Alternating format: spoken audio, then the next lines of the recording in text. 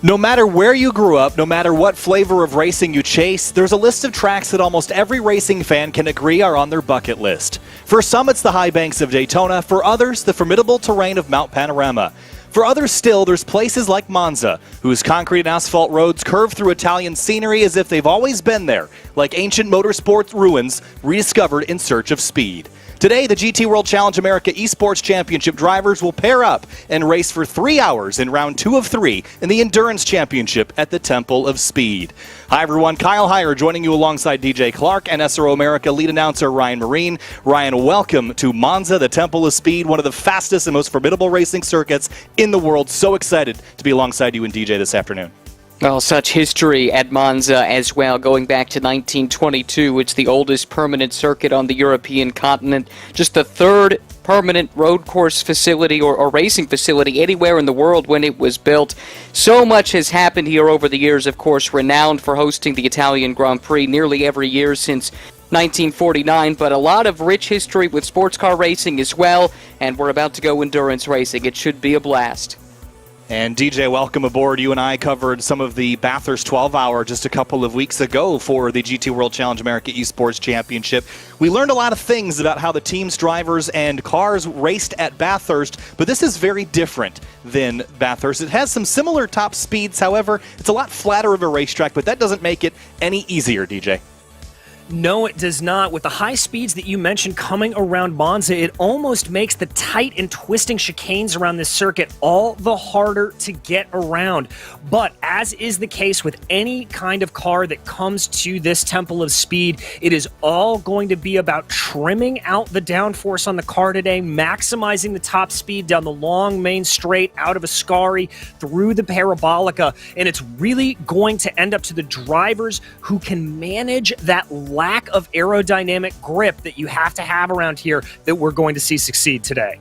I love that concept of trimming out the car. We'll talk about that more in a little bit. First, let's take a look at our standings after our endurance trip back at Bathurst a couple of weeks ago. HPD Aspro America on the top step there. Sidemax and Blackhawk Racing second in that McLaren 720S GT3. And then it was the CrowdStrike Racing trio in the number 4 Mercedes DJ that kind of stepped out and really performed and got a podium at Bathurst.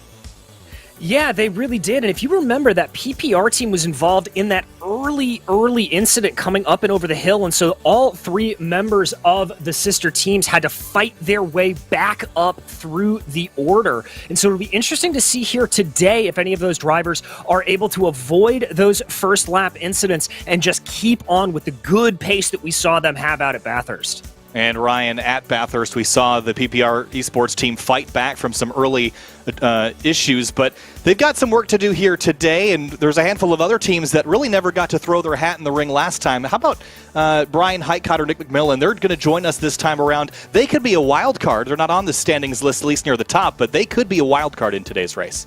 No question. You look at a driver like Brian Heitcotter, he won the first SRO America Esports Championship. That was in the GT Rivals era of SRO America Esports racing going back to last spring. And he's a guy with a ton of real-world experience, a ton of sim racing experience too, and with a bit of an outlier in the car selection using the Nissan, which you don't see a whole lot. So you talk about a wild card, I think that driving duo certainly fits the bill. Well, certainly, and there we've got a couple other drivers to mention on our entry list for this event. Brian Heitcott or Nick McMillan are 2 of those drivers, but here's a look at the entry list. See it right at the top, AWS Racing with Roman Alexinkov and Bill Clark in the number 58 Ferrari. CrowdStrike Racing is back, podium finishers from Bathurst. FFS Racing with Michael Kundachoglu in the number 123 alongside Killian Ryan Meenan. Forsberg Racing with the aforementioned Brian Heitcott or McMillan, and then a handful of HPD Aspro America cars. And Ryan, those drivers all selected to drive in those Acura NSX GT3 Evos, and one of them, the number 93, was the Bathurst winner. So with only 2 drivers today, they're 1 driver shy of their full lineup, but I think it's going to be exciting to watch them try to repeat and get 2 for 2. Well, they were definitely stout on the mountain in the season opener, the 12-hour race at Bathurst. Only 3 hours on the docket here today, but both of these cars very much could be in the mix. A nice combination of experience in both of those driver lineups, especially within ACC, and bringing that experience to the table is going to be impressive. But you know what, you mentioned as well earlier what Kevin Boehm and Sam Michaels did in the CrowdStrike racing car. You'll see them on the entry list here as well. I think they were a bit surprised to end up on the podium in the season opener there at Bathurst. Talking to Kevin Boehm a week later, that certainly was his message. They said they learned so much about doing an enduro within ACC. It was something that they had not done before, and they had to learn on the fly. There were some mistakes made in the process. I think all of the teams likely learned something from that 12-hour test, and it should be a cleaner run today. And DJ, we mentioned the 12-hour of Bathurst, but now stepping down to a 3-hour race, that's going to have to force some recalibration by the drivers and the teams, right? You're one driver shy of your 3-driver lineup you had at Bathurst, so it's just a duo today. And 2 drivers in 3 hours with a maximum stint time of 65 minutes. How you split that up, you're going to start doing some math right as the green flag drops, or preferably before the green flag drops. Yeah, you don't want to have to be doing that math on the fly, but it is going to change a little bit of the calculation that may play into when drivers decide to pit, when they want to take a shorter fuel cycle or something into that nature. But really and truly what that condensed 3 hours is going to mean is that this is going to be treated almost like a sprint race. I don't think you're going to see a lot of drivers wanting to hang back and let the race come to them. With a track like Monza, especially, where the draft is so utterly crucial around here, drivers are just going to want to go for broke right from the drop of the green flag.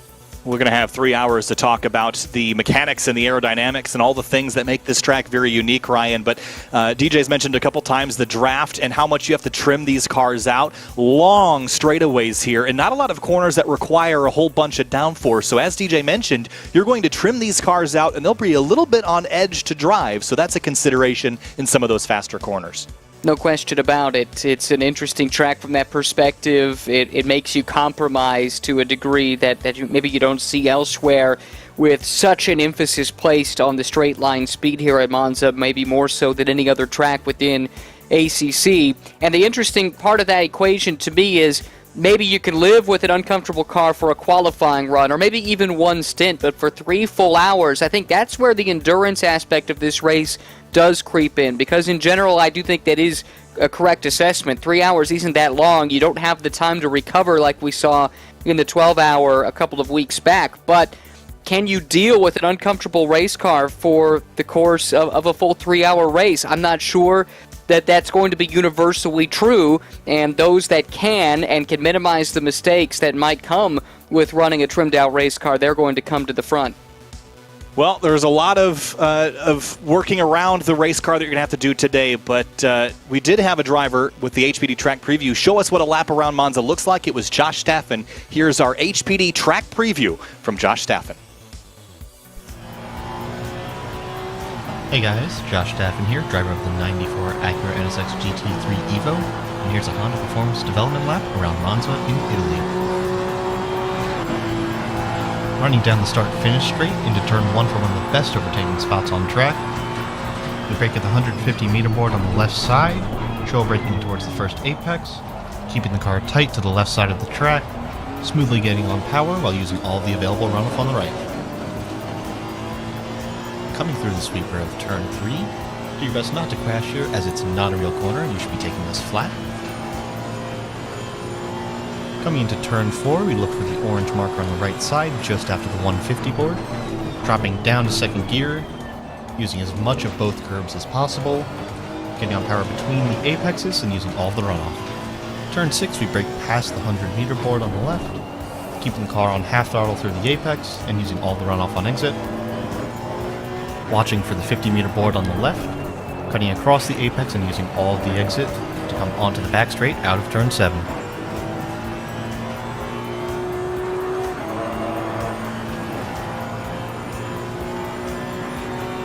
Coming into the turns 8 through 10 complex, we brake just at the marshal, cut across the first set of anti-cuts before using the curb on the right to keep the car rotating, getting fully on power, using the final bit of curbing on the left, and using all of the track on exit.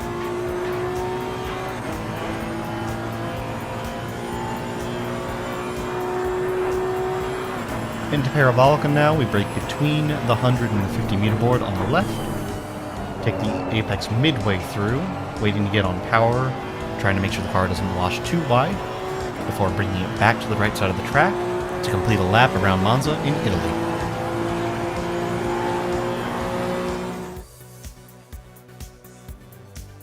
A fast lap around Monza circuit indeed. Thanks to Josh Staffen for showing us the HPD track preview for our Monza 3-hour today for the GT World Challenge America Esports Championship. Have a look at your starting grid on the left-hand side of the screen. Running down the order, up in front is the number 3 of Jordan Grant Smith, running for PPR Esports, purple. And Ryan, as we scroll down this list, there are a whole bunch of drivers here that are winning hopefuls today, but is there extra pressure, perhaps, on the number 93 that'll be driven by Josh Staffen and Nicholas Hillebrand? Is there extra pressure because they won Bathurst to go and repeat the second time around? You could look at it that way, but I think the flip side of the coin is they banked good points on a day when some of those that showed great pace, as we see here in the qualifying order and on the grid, struggled with some misfortune. So maybe that takes some pressure off of their shoulders, while a team like PPR that had to recover but didn't get the kind of points that they were hoping for from Bathurst, they need this if they're going to be in the championship hunt with just one round left coming up in a few weeks' time. This race is 3 hours long, but a lot of times races at Monza get chaotic in the first corner. DJ, you brought it up before the broadcast even begun. Do we expect to get through this first corner clean? And are drivers sort of in the middle of the pack? I'm thinking about the 123 of Kundachoglu and Sam Michaels in the number 4, Cardin Liu in the 94. Are they in a danger zone in 8th, 9th, and 10th at the starting grid here? Well, the truth of the matter is that first corner here at Monza is a bit of a danger zone no matter where you are. Even if you're starting off on the pole like Jordan Grant Smith is, you still run the risk of drivers plowing into the back of you. Now, that said, we talk a lot about the first corner here at Monza, and so it's sort of on the forefront of everyone's mind. Everyone knows that it's a tricky corner, and as a result, we tend to see drivers be very, very safe going through that corner. Now, that's not to say that there aren't plenty of advantages to have a little bit of a kerfluffle there, but I think you'll see a little bit more craziness in action, maybe going down into the second set of chicanes or even into the Lesmos, as drivers will start to sort of back off of that caution and start to go into attack mode once they get there. And on the attack mode early, Brian Heitkotter in the Forsberg Racing Nissan GTR, he will start all the way back in 17th position. So that's a big upward climb for him. Also noticing Hamza Gulzar in the number 11 Mercedes rolling off 13th for the TSE Racing group. Brian, we've seen Hamza go toe-to-toe with Josh Staffen. So there's a lot of cars between those two that I expect will essentially get moved out of the way when Gulzar climbs forward, but I'm curious to see how far that 11 can climb. Yeah, that's one to keep an eye on. I think Zach Coonan back in 15th in the BMW. That car should be very strong at a place like Monza. It's renowned, the M6, for its straight line speed. That might be a car to keep an eye on starting back in 15th. A good driver behind the wheel to get this race started for them, too. Plenty of good talent up and down this field. Even Michael Kundachoglu, who is the most recent sprint champion, clinched that 1 week ago. His second consecutive championship on the sprint side of things. Starts all the way back in 8th in that Ferrari. That's also a bit surprising. So up and down this field, plenty of talent on display, and it should be a fun 3 hours watching some of those that maybe didn't have the best qualifying effort work their way to the front. Right, and qualifying at a place like Monza is so different than the race pace that you'll have. You'll trim the car out to be even faster in a straight line and even less stable in the corners just to get that extra bit of speed that you could get in race pace by using the slipstream. So we've talked a lot about the high speeds of Monza, but let's talk about those slow corners as well. There's a handful of chicanes, turns 1, 4, and then all the way over at Ascari, that are relatively low speed in comparison to the rest of the racetrack. So, DJ, the other big thing we have to talk about is brakes and getting these big GT3 cars slowed down for those corners safely. Yeah, exactly. Heavy braking zones going down into the first 2 chicanes and Ascari as well. A little bit less of a braking zone into the Lesmos, but you have got to be very, very careful and watch on this opening lap in particular for a lot of drivers to sort of check the brakes a little bit, try to warm them up as much as possible, because the last thing you want on the opening lap is to be diving down into that first corner with some cold brakes. And so drivers do have to be careful of it, because also even when you're just running around on a normal lap, you're going so fast, the cool air is rushing over those brakes and they're going to cool down and not be in the ideal operating window. From that overhead camera showing the remains of the oval circuit that used to be one of the primary attractions of Monza circuit, Ryan. There was all sorts of chaotic races that happened on that racetrack. One of the most insane oval racing constructions I've probably ever seen. Well, and you go back to the history, and it's amazing, the race of two worlds that pitted the best Grand Prix drivers, even some sports car teams from Europe against some of the top IndyCar-style teams from the Roadster era against one another. Bob Veith actually set the track record there on the oval, who was a seasoned campaigner at the Indianapolis 500 back in his day. This is a look at the high bank of the oval at Monza, and what an amazing event that was. 2 years in a row that they ran there with some of the best teams from America squaring off against the best from Europe. And in recent years, actually, the radio broadcast of those races has been uncovered. It's a fantastic listen, some amazing names involved in that great event, and you'd love to see something like that revived, but it's kind of brought up every once in a while when you see that high banking of the Monza Oval as part of a broadcast, and it's great that it's been integrated as part of Assetto Corsa. And, you know, the track's nickname, the Temple of Speed, it really does feel like ancient ruins from a long lost time of, you know, the early days of racing. And it is really neat that there are still remnants of it laying around the racetrack. And actually, you pass under it at a couple points around here as well. So some of the tunnels that you drive under on the Grand Prix circuit actually go under the oval. There's a great look at it right there. So you get a reminder of that every time you head down the straightaways here, that racing used to be even crazier than it is now. And for safety reasons and for other reasons, I think this circuit is probably better that we're running on today, but there is still a lot of fascination of the history of racing on that oval circuit. So much history to fall back on as well, DJ. Yeah, I was going to say, even going back to the days of the Monzanapolis, but that is beside the point, because it's still at this point, the speeds that you reach around here, they are unlike almost any other circuit in the world. It is a track where you just have to go absolutely flat out the entire time. So, getting doubled up here shortly for our 3-hour event, rounds 2 of 3 of our Endurance Championship for the GT World Challenge America Esports season. Our final round will be in just a couple weeks at WeatherTech Raceway Laguna Seca. That will be a 6-hour event. So, we've had our 12 hours of Bathurst, now our shortest of our endurance rounds, only about 3 times longer than our sprint races. But 3 hours is still plenty of time to pack it full of action in Assetto Corsa Competizione. And we've got a field of 21 rolling towards the start-finish line to begin their trek for victory. At Bathurst a couple of weeks ago, it was the number 93 that was victorious. That car will roll off in 5th with Nicolas Hillebrand behind the wheel. But out of Parabolica, the field doubles up side by side, and once they hit that start-finish line, we're going to turn them loose for 3 hours of action at the Temple of Speed. McLaren versus Mercedes, McLaren versus Aston on row 2, then Acura versus Mercedes, Bentley versus Ferrari.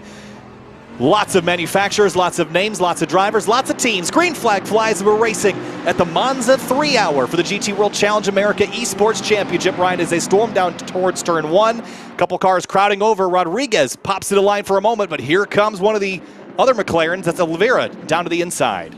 Yeah, really nice start there by the pole sitter, Grant Smith. And we got a contact there into the first chicane. It looks like everybody's able to continue on. Someone had to take the escape route through there. Hopefully nobody picked up damage, but we'll have to wait and see. That's why qualifying is so important at this racetrack.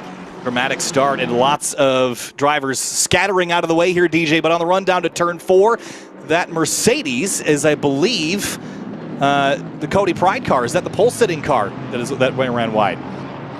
Yes, it is. Ran a little bit wide there, but we're side by side in the back there with Vinny Oliveira as he tries to move his... Trouble behind him. I think it was the 9 of Sam Michaels that got turned around. And you see him off at that second chicane there. He definitely got turned around backwards, DJ. Yes, he did. Falling trap to what I talked about, that you can get a little bit complacent when you go into that second set of chicanes, is now they work their way down this long straightaway lining into Ascari. This is another one of those heavy braking zones. Drivers are going to have to be careful. Brakes probably not fully functional here at this point yet. Should mention Michael Kondachoglu, the newly minted sprint champion, started 8th. He's down in 15th. Not a great start for him. I think he's the one who had to take the escape route there early on. Yeah, so it was Kondachoglu that had to run a little bit wide to avoid all the chaos. Here's Cody Pride now on the attack. Oliveira Rodriguez down into Parabolica, squeezes up the outside and has to get the power down for that front straightaway. Lap 1 complete, and it's been a chaotic one, Ryan, as we get our first several miles underway. Not a great start from the outside pole sitter, Oliveira Rodriguez, in that Williams Esports McLaren, dropping from second on the grid down to 5th and coming under attack here right away from that big old Bentley right behind Cody Pride, who we've seen campaigning Porsches in the past. And here's Highcutter starting to make his way forward up to 15th, but coming under attack now. That's cleansing to the inside in the Audi, and someone late on the brakes and wipes out Highcutter. Trouble in turn 1 for Highcutter, gets clobbered in the first corner. The Forsberg Racing car, one of the cars we thought would be extremely competitive today, and try to pick up what car that is. It's the 838 of Walker McAnulty that got in there a little bit hot. And DJ, we saw him get on the grass on corner entry. The car kind of wobbled over, perhaps on low tire pressures. It gets into the grass, and once you're there, you just can't slow down. Yeah, no matter what kind of tire pressures or heat you have in those sets of rubber that you have on the car, it really can throw you off. It's just a complete and total lack of grip. And if you try to get on the binders when that happened, you might as well be trying to brake on black ice. And Brian Highcutter there just getting the unfortunate result of that, getting slapped around. So he's going to have some work to do now back in 19th. So Jordan Grant Smith leads over Tinko van der Velde in second place in the number 66. There's a look at Kondachoglu in the number 123. And on an upward climb after that running wide at the first corner. Here's Cody Pride again in the big Bentley, trying to get all over the back of Oliveira Rodriguez in the 124 McLaren. And Ryan, we've seen this Bentley in GT America, powered by AWS this year. It is recently victorious with Mamo Gidley behind the wheel, but great to see it here in esports action as well. Yeah, certainly it's a fan favorite, and the mantra, bring the thunder, so fitting for this race car. You can't miss it as it comes roaring past down any of the straightaways wherever it races. Shame we don't see it more these days, but still well represented in the esports realm. Accelerating out of turn 1, and now that the first couple of laps, the chaos is out of the way, DJ, it looks like we're settling into a bit of a rhythm here. Jordan Grant Smith out in front by just about 2 seconds, and half a second back to Niels van de Kekelt. But now Cody Pride defending from Zach Patterson in one of the HPDS Pro America cars, actually make that 2 of the HPDS Pro America cars, 9th and 10th. Yeah, both of those Acuras looking particularly spicy out there. We jump back here to take a look at Kondachoglu here. Not surprising to see a couple of the Mercedes up and out front, as well as the McLarens. Those cars are relatively known to be pretty good in a straight line, pretty fast around here. I am a little bit surprised to see the Ferraris, including this one of Michael, so far back. I would have expected this Evo to do a little bit better. Yeah, Ryan, we've talked about the differences in the vehicles a bunch in the past, including our endurance round at Bathurst a couple of weeks ago. And even in the real world, I mean, of course, Assetto Corsa Competizione and Kunos replicate the BOP that these cars have, but they each maintain their own personalities. And the Mercedes is actually one of those cars that you look at and you think it would be extremely fast in a straight line, and it's definitely no slouch, but it's not the fastest if you were to put them in a drag race with each other. The Ferrari, though, is known for being pretty good in a straight line. So I'm not sure that we've seen yet the cars sort of cycle out the way that you'd expect them to at this track, but with the BOP being so tight, they're all going to find a way to utilize their individual cars' advantages. Yeah, that's right. So still very early. We'll see if perhaps some of the cars we expect to have the straight line edge come to the fore as we go throughout the race. But, you bring up the balance of performance, and effectively what you're looking to do there is to create a similar operating window for these different platforms, by which I mean a target race pace that each of these cars should be capable of, but how they go about creating that speed, if it's made through the corners versus on the straights, high-speed corners versus low-speed corners, that's going to differ depending on the platform that you're talking about. And so that's the beauty of sports car racing. Even in the BOP era, each car is going to have a strength and a weakness, probably multiple strengths and weaknesses. And you need to capitalize on your strengths, minimize those weaknesses, and study up on those of your opponents so that you can get the edge. So quickly, the number 2 car of Niels van de Kekelt is under investigation for gaining an advantage using that escape road at turn 1. That was the car that I thought was the race leader that had run wide, but it was actually the number 2 Mercedes that had use that cut road there, DJ. So that's one of those mistakes early on in the race where you had to dive out of the way, but you have to ensure that you don't gain an advantage because you don't want to get a penalty to put yourself deep in a hole. You're almost better blending back onto the racetrack and giving up a few positions just to be safe, as we've got a car off in the background. I think it was a Ferrari. Yes, indeed. Not entirely sure which one there. But yeah, it's a bit of a catch-22 when you find yourself in positions like that. You don't want to run the risk of getting damage and having to spend a lot of time in the pits repairing that damage in such a tight corner like turn 1. But you also don't want to pick up that penalty. And it looks like there for Van de Kekelt, we'll have to see how the ruling comes down from the stewards. But he just had to make a split-second decision, and that obviously coming back to bite him. Oh, a little bit of a pass here, though, for Oliveira. On the attack into turn 1. In the Aston Martin Vantage on that number 2 of Niels van de Kekelt. And Ryan, as we kind of let this race begin to play out and get into a rhythm, I think Monza has the advantage of having these incredibly long, deep braking zones because it brings a lot of passing opportunities, especially after long straightaways where you can utilize the slipstream to draw up close. The challenge is some of those corners, the radii are so tight that if you enter side by side, it can be a very tense moment. Yeah, no question. It takes bravery to get a pass made around this place for a number of reasons, and it does definitely tighten up at apex in most of these braking zones. We'll see what happens here as Sam Michaels is working on Tadej Lucas. This is Mercedes up the inside of Bentley, and I think especially this early in a race like this, that's the way to handle this if you're working on either overtaking or being overtaken, as Lucas was there. Just make sure it's done in the braking zone before the corner itself. No need to take any risk. We heard DJ talk about it early in the broadcast. This is a track where the straight line speed is so crucial, so picking up damage early, that's something you're going to be dealing with for the full 3 hours. That's no fun at all. Just make sure you keep that nose clean here early, and you've got a car to race with once we get to the end of the race.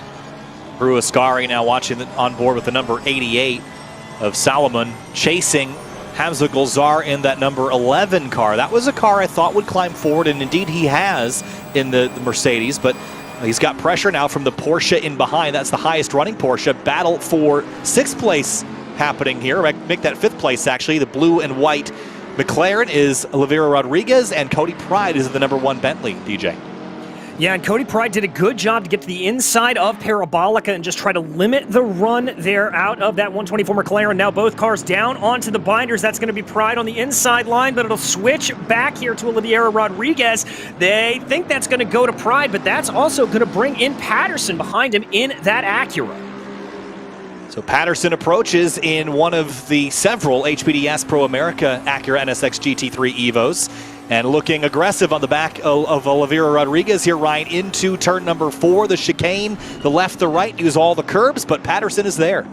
Patterson having to try to go the long way around. Nice defensive driving by Oliveira de Rodriguez there, able to hold off the Acura charge, at least for the moment. A while ago, we had a car that speared off track kind of in the background of the shot. It was hard to pick up exactly what it was, and I think that was the other Acura in this field, Alvarado, who's now back in 17th. He had been running in formation with these 2 official HPD Jazz Pro America entries earlier in this race, and so I think that's the car that was waylaid earlier. Right now, though, I wonder how much teamwork is going on between these 2 identically liveried NSXs running in formation right behind that McLaren, just outside the top 5 as they run.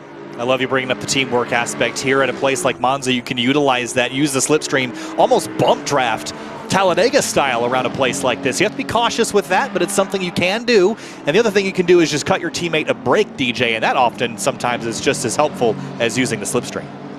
No, exactly. And what we may start to see a little bit out of these HPD Yas Pro America machines is a little bit of a game of leapfrog, potentially. If they're able to clear a field and they don't have anybody in front of them, we may see them playing a little bit like they're on an oval. As here we have a pass for the podium positions. That's very close between Van de Velde and Van de Kekelt. Down into turn number 1. I think that was actually the chasing number 35 Aston that got by to Kekelt there in the number 2 Mercedes. Yes, it was. It was the 35 of Vinny Oliveira. So he squeezes on by into 3rd place, puts himself on the podium, at least for now. 2 hours and 48 minutes to go. It's still very early to decide that, so there's a lot of work left to do. But now a pass for 3rd, and there's the number 44 Bentley of Tadas Litkis. And Sam Michaels is on an upward climb, Ryan. He is driven back forward after being spun out on lap 1. That's right. He had that misfortune early. We saw that car spun facing the wrong direction and having to rejoin. That's the CrowdStrike liveried Mercedes that we saw coming through the shot a few moments ago, but doing a nice job to recover up to 15th and very much in this train. Everybody very close together here at this stage. Not a whole lot of gaps have formed beyond the top 5, which have somewhat pulled away at this stage. Should also note, by the way, that there's been a car that has made a pit stop here. Zach Koonin has brought the TSE Racing Blitz BMW into the pits. They've rejoined but have dropped a lap all the way down to 21st position right now. That's too early to be a strategy call of any sort, I would think. So not exactly sure why, but I didn't see a penalty pop up, so it could be for some damage accumulated in an earlier contact incident. But regardless, we've got a lot of work to do, DJ, to make up for that lost time. The good news is this is an endurance race. You've got more time than normal, just not as much time as you did at Bathurst to make up for your mistakes. Yeah, exactly. You will have time to come up through the field, and you have to sort of fight the impetus. You and I talked about it a lot when we were at Bathurst. You have to fight the impetus to really just go in full attack mode and send a full send out there. You want to still try to come away with as many points as possible. You want to be aggressive, but you don't want to do it at the price of sacrificing your car or what could be a good points haul. So you have to sort of calm yourself down, get yourself back into a little bit of a zen mode if you are some of these drivers that have fallen back through the field. Watching Zach Patterson chase down the 124 of Oliveira Rodriguez. This has been a battle that has ensued right from the drop of the green flag, and I'm sure it will continue for a while. Interesting to note, though, that the 93 of Hillebrand has dropped off the tailpipes of his teammate Ryan. Perhaps the 94 has a bit more pace in the early going. That's the way it's looking at the moment, because those two Acuras were very close together, and we should probably establish now that in the American market, these cars run under the Acura badge, not the Honda badge, and so we'll be referring to them as such, despite the fact that you see the Honda logo on the rundown on the left-hand side of the screen.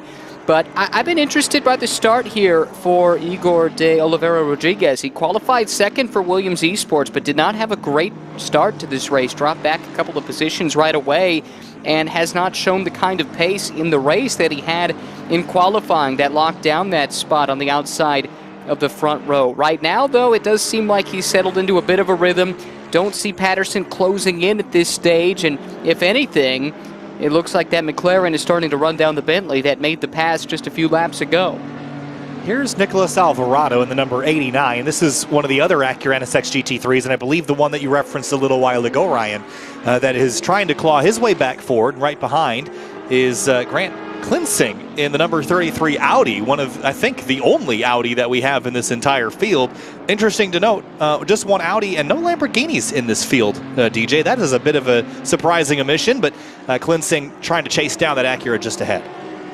Yeah, trying to close in. You know, we talked a little bit, at least Ryan did earlier, about the different strengths and the weaknesses of the cars. I'm not surprised to not see a whole lot of Audis out here. That car is known for being a little bit more nimble, a little bit better through the twisty bits of corners, not necessarily known for the highest top speed. So it makes sense that that would not be out here. A little bit surprising to get...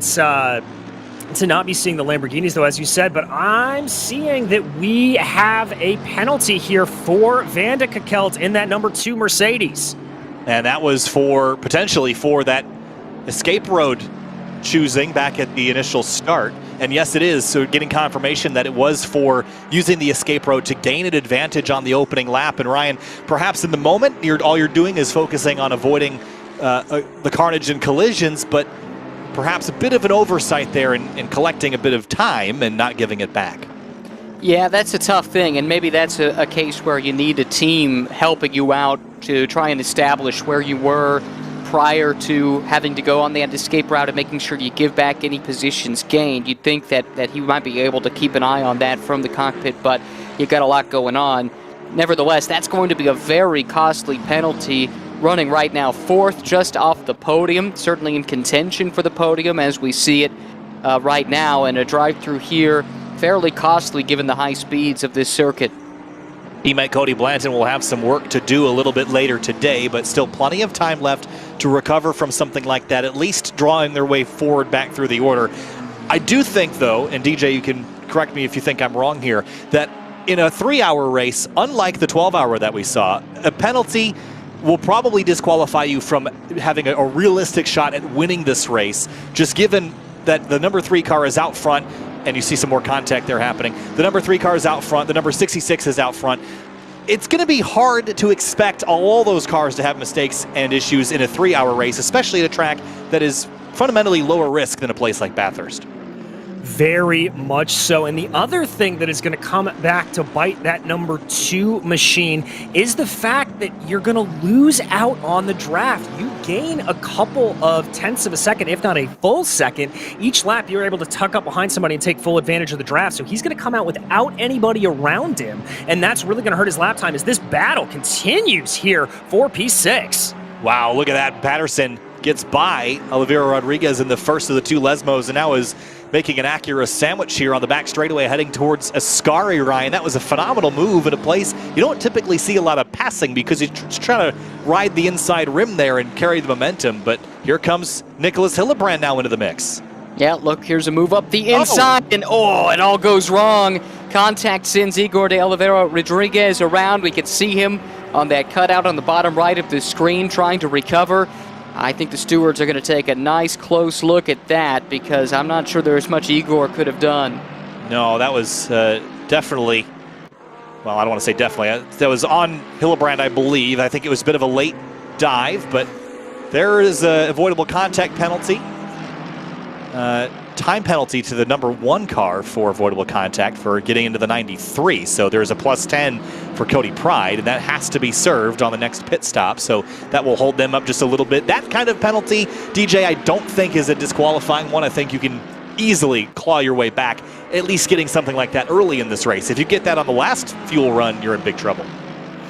Exactly. You'll definitely have a little bit easier of a time coming back from that as it goes along. As we continue to watch here, this is the battle for P13 right now.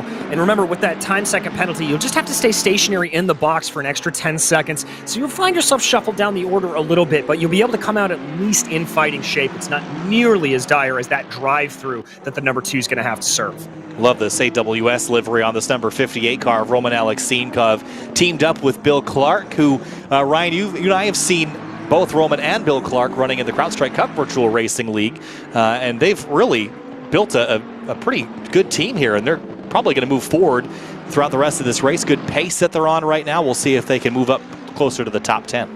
And they've been impressive in CrowdStrike Cup, and the pace has only gotten better as the season progressed. That just wrapped up a couple of weeks back. And Roman in particular, I think, has had some really good single-lap pace, has not necessarily had the runs that represent that if you look at the results, but some good pace from him, and I think the same for Bill Clark. But typically we see Bill in a Porsche. This Ferrari is what we're used to seeing Roman driving, so he should be right at home. I'm curious to see just how comfortable Bill is driving this Ferrari here at Monza this week. Drive-through penalty to the number 877 of Riley Murdoch. He'll pick up a penalty for the contact with the number 4 of Sam Michaels, who we see just behind this group. And Michaels continues to claw his way forward, and I'm really encouraged by the pace that car has. It's going to take a lot of work to get to match their podium from Bathurst, but not off to a bad start after the opening lap incident. Here's Tadas Litkis in the number 44. trying to go by Nicolas Alvarado in the number 89 DJ as they accelerate down the front straightaway. This is a drag race, Acura versus Bentley. It is indeed, and now it's going to turn into a battle of the late breakers here as they get ready to go down into that first chicane. Looks like the Acura has a little bit of an advantage, but the Bentley will be on the inside as they go through those first chicanes, getting on by. It's going to be advantage Acura here for now, but watch out for that Audi behind, driven by Klinsing. He looks like he may be a little bit aggressive here as they go through the Curva Grande. Great battle for 16th, and Ryan, that opens up an interesting strategy question. Do you defend in turn number 1? Because that puts you drivers right. Is that where you want to be, or would you rather leave the door open and be on drivers left for the exit of turn 2? I think you do try to defend if you can deter the aggressor from getting up alongside. That way, you don't have anybody hopefully side by side with you at all through that chicane. I think that's the ideal situation. It tightens up so closely, and we've seen so many incidents there. No matter what kind of racing we're talking about, sports car racing, certainly going back to the Italian Grand Prix earlier this year, there was the rather famous coming together from Hamilton and Verstappen in that corner. You just really don't want to be side by side there if you can, so I'd say anything to deter that possibility is the way to go. And one thing we should also mention, begrudgingly, is track limits at a place like this. Maybe not quite to the extent that we would have to talk about them at a place, like Circuit of the Americas or Paul Ricard, but you still have to keep all the tires on the racetrack. There's a couple areas around here where you want to drift a little bit wide, just to carry as much speed as possible, the exit of Ascari, but you run wide there too many times, guys. DJ, you're going to get yourself into trouble, so make sure, like that, running all the way to the edge of the racetrack, that you're not stepping out of bounds too much. And a drive-through for the 93 car, DJ. That's wild.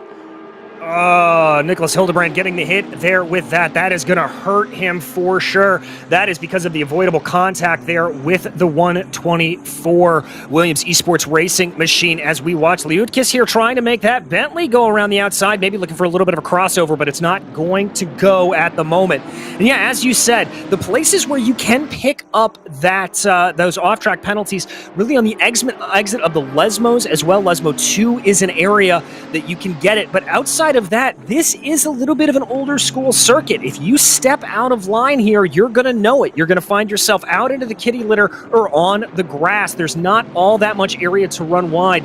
And if I remember correctly, in about a year's time or so, you may not be able to run that wide through the Parabolica, as there have been some talks about re-adding the gravel trap to the exit of the famous corner. Interesting for sure. You see the cars running wide there, and I think more so than the track outs, you also have the apexes to worry about, because there's a lot of sausage curbing here, but if you nail it just right, you can kind of sail over the center of it and really gain some speed that way, but you can get too greedy. So the drive-through comes through for Nicolas Hildebrand in the 93 for that contact with the 124 a couple of laps ago, Ryan. Perhaps not unexpected, but that's still going to be a pretty catastrophic situation for a car we thought could have the chance to win this race. Certainly so. I agree with your assessment that a drive-through penalty probably does take you out of realistic contention for winning this event here, but I have to say I agree with the stewards. I thought that was an opportunistic move, perhaps a bit too optimistic, in fact, getting up to the inside. Certainly wasn't fully alongside, and I thought the drive-through was likely going to be the result. You can see on the screen on the left-hand side that penalty is being served right now. That car is in the pit lane. Same for Riley Murdoch, who is serving his drive-through. That was issued for the contact with the car we're watching right here. Sam Michaels at the very start of this race. It's been a great comeback, as we've chronicled for Sam. He's made it around Alex Sinkoff and now has run down Brian Knappen. But I think that BMW is going to be a real challenge to get around based on the strength of that car, which has been in several series all throughout the year, its straight line speed. Let's go back here to the start of the race, though, Kyle. This is where several of these penalties stem from. Yeah, let's have a look here. It's the second Mercedes in line that's going to get knocked wide, and this is where his drive-through came from. So there's the cars going wide there. He's just going to cut through and get right back on power and actually clear and pass the two McLarens behind him. That's where the penalty came from. It wasn't the fact that he avoided the collision, but rather that he passed a couple of cars and didn't give those spots back. As we watch now Sam Michaels get around or get alongside Canapan in the number 40. But probably a deserved penalty there as well. As DJ, we watch Sam Michaels take on this 40, and I have been so impressed with the pace Michaels has had. I think they're going to do well today if they continue this. Yeah, he is almost able to get a little mistake out of Knappen there ahead of him, but he's going to line up down here as they come out of Ascari. And you really hit the nail on the head with that it was because he gained an advantage by cutting the track. That's why that penalty was assessed. Jumping back here, this is why we see that number 4 so far down the field on Sam Michaels. Oh, that was a little bit of a hit there. Yeah, that was the contact that penalized. I think it was the number 877 that got that penalty for Riley Murdoch, perhaps, on Michaels. Yes. But regardless, yeah, thanks, Ryan. Regardless, that was a bit messy there, coming back on the racetrack and causing the collision. Here's Sam Michaels moving over to try to pass it. A defensive maneuver there from Catapan to the outside goes Michaels into turn 1, Ryan. That was an over-under for sure, but Michaels is on the attack. Well, I think the stewards are going to need to take a close look at that. You are given one move. You can make one move, but not in reaction to defend. Can you come back across? Usually the answer to that is no, and I think that's what we saw. Here's another replay from earlier in the race. This is a spin, the 22 car going around. That was Zach Coonan. Now remember, they came to pit lane earlier, so that's probably the catalyst to that pit lane visit. Perhaps had the car set up wrong or received some damage some way that made the car a bit unstable. But moving back to this fight for 10th, you mentioned you get one move. That looked like it was in reaction to Sam Michaels chasing him across the racetrack, but they might let him get away with it once. Twice, 3 times, then you're going to have a problem here, DJ, as we watch them battle up towards Ascari.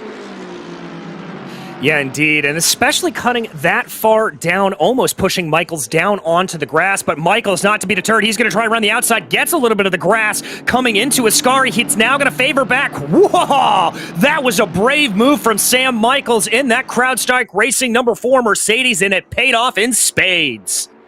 Fantastic, gets on by and moves through. Now the question is, can he keep the 40 behind him now? I think he will. He's got impressive pace.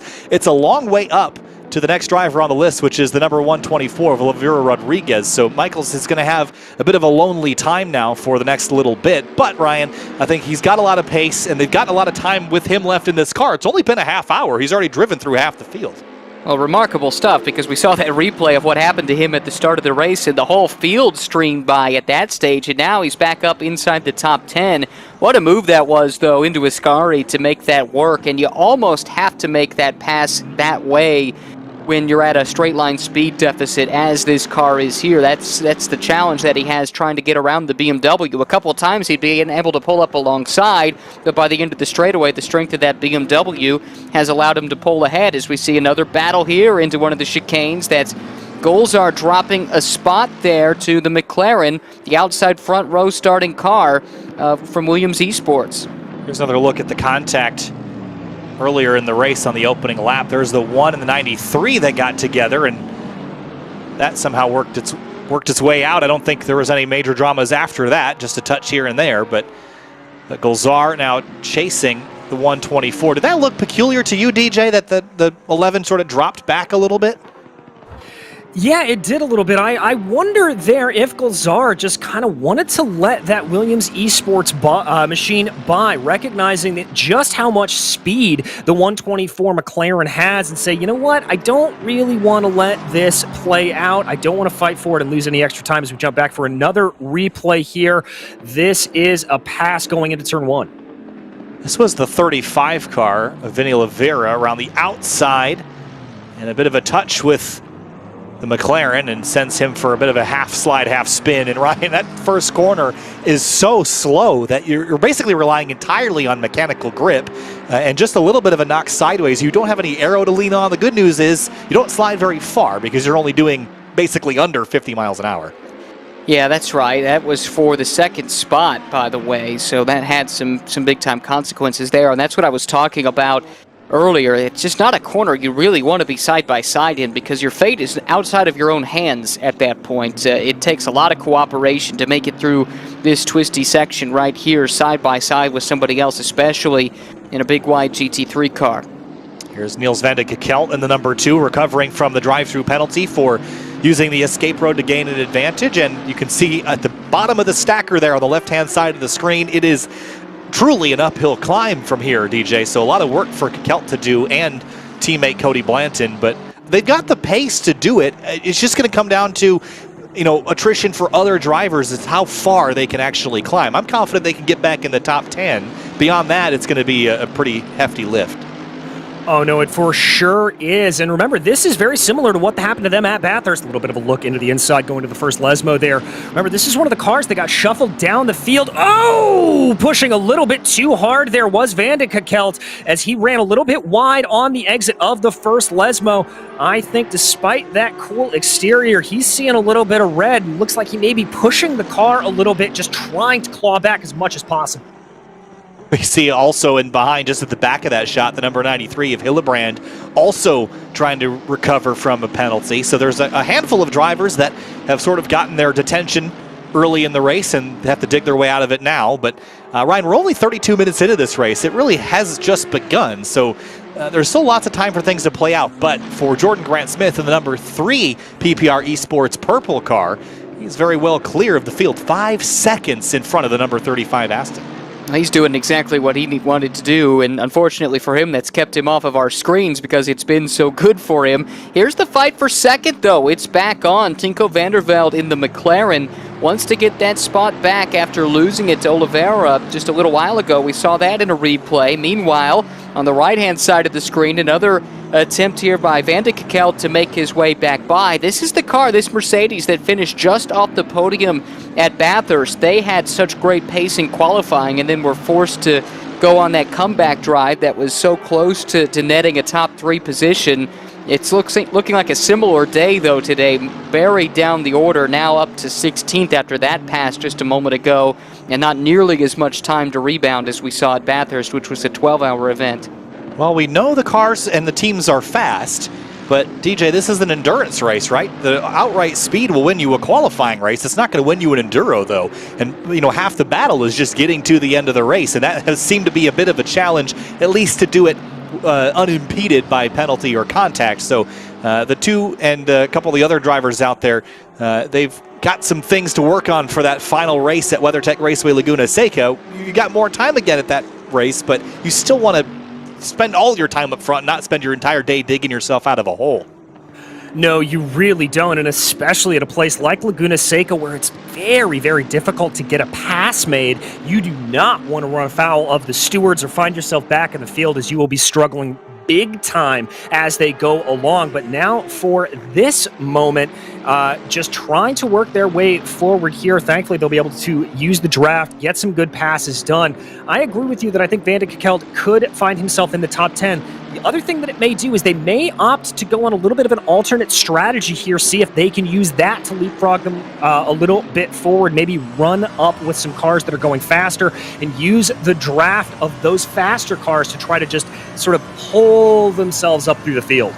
You mentioned strategy. Let's talk about strategy for a little bit. We're just about a half hour into this race. The maximum stint length you can run is basically 65 minutes, Ryan. So we've got a 3-hour event. That means essentially 2 pit stops. When do you put your second driver in? That's a good question, and I think it depends a lot about where you are running relative to traffic and where you would come out if you made a pit stop. There's not a whole lot of flexibility in this 3-hour race with the 65-minute maximum stint length in terms of how you go about the strategy. There is going to be a shorter stint, or you can shorten them all out potentially as well. So there's a couple of different ways you could approach this. My thought to this would be to try and get your second driver in. Well, I guess you want to maximize your faster driver, right? So if you've got 2 drivers, then theoretically I think you would want the faster one to finish, and I think you would want them to run the last 2 stints consecutively, but I'm not sure that's going to be the case for some of these guys.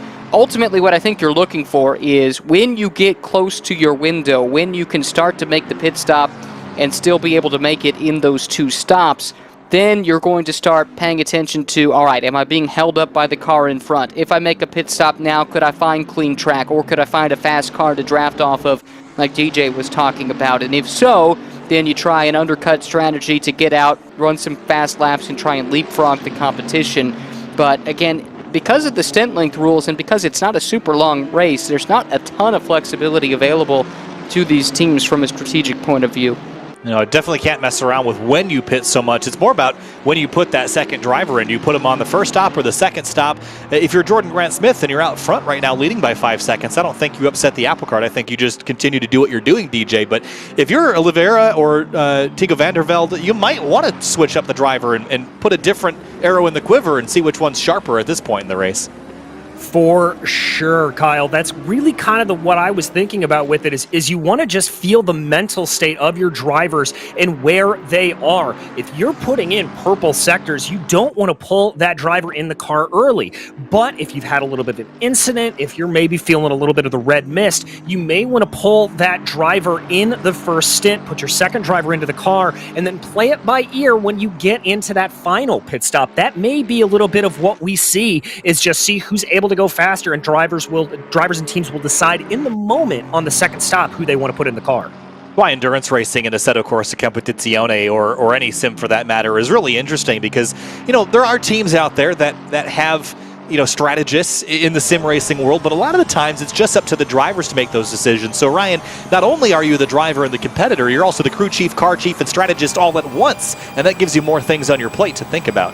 Well, that was something I found interesting talking to Kevin Boehm about. Remember the great run that they had to the podium in the first round at Bathurst, and what he was telling me is, unlike some of the other sim platforms, the driver is the one that has to make all the setup changes and get everything set in the car prior to the pit stop. That can't be done from outside of the car. At least that's what Kevin was telling me. And I found that interesting, and especially at a place like Bathurst, trying to find the time to get all the settings dialed in.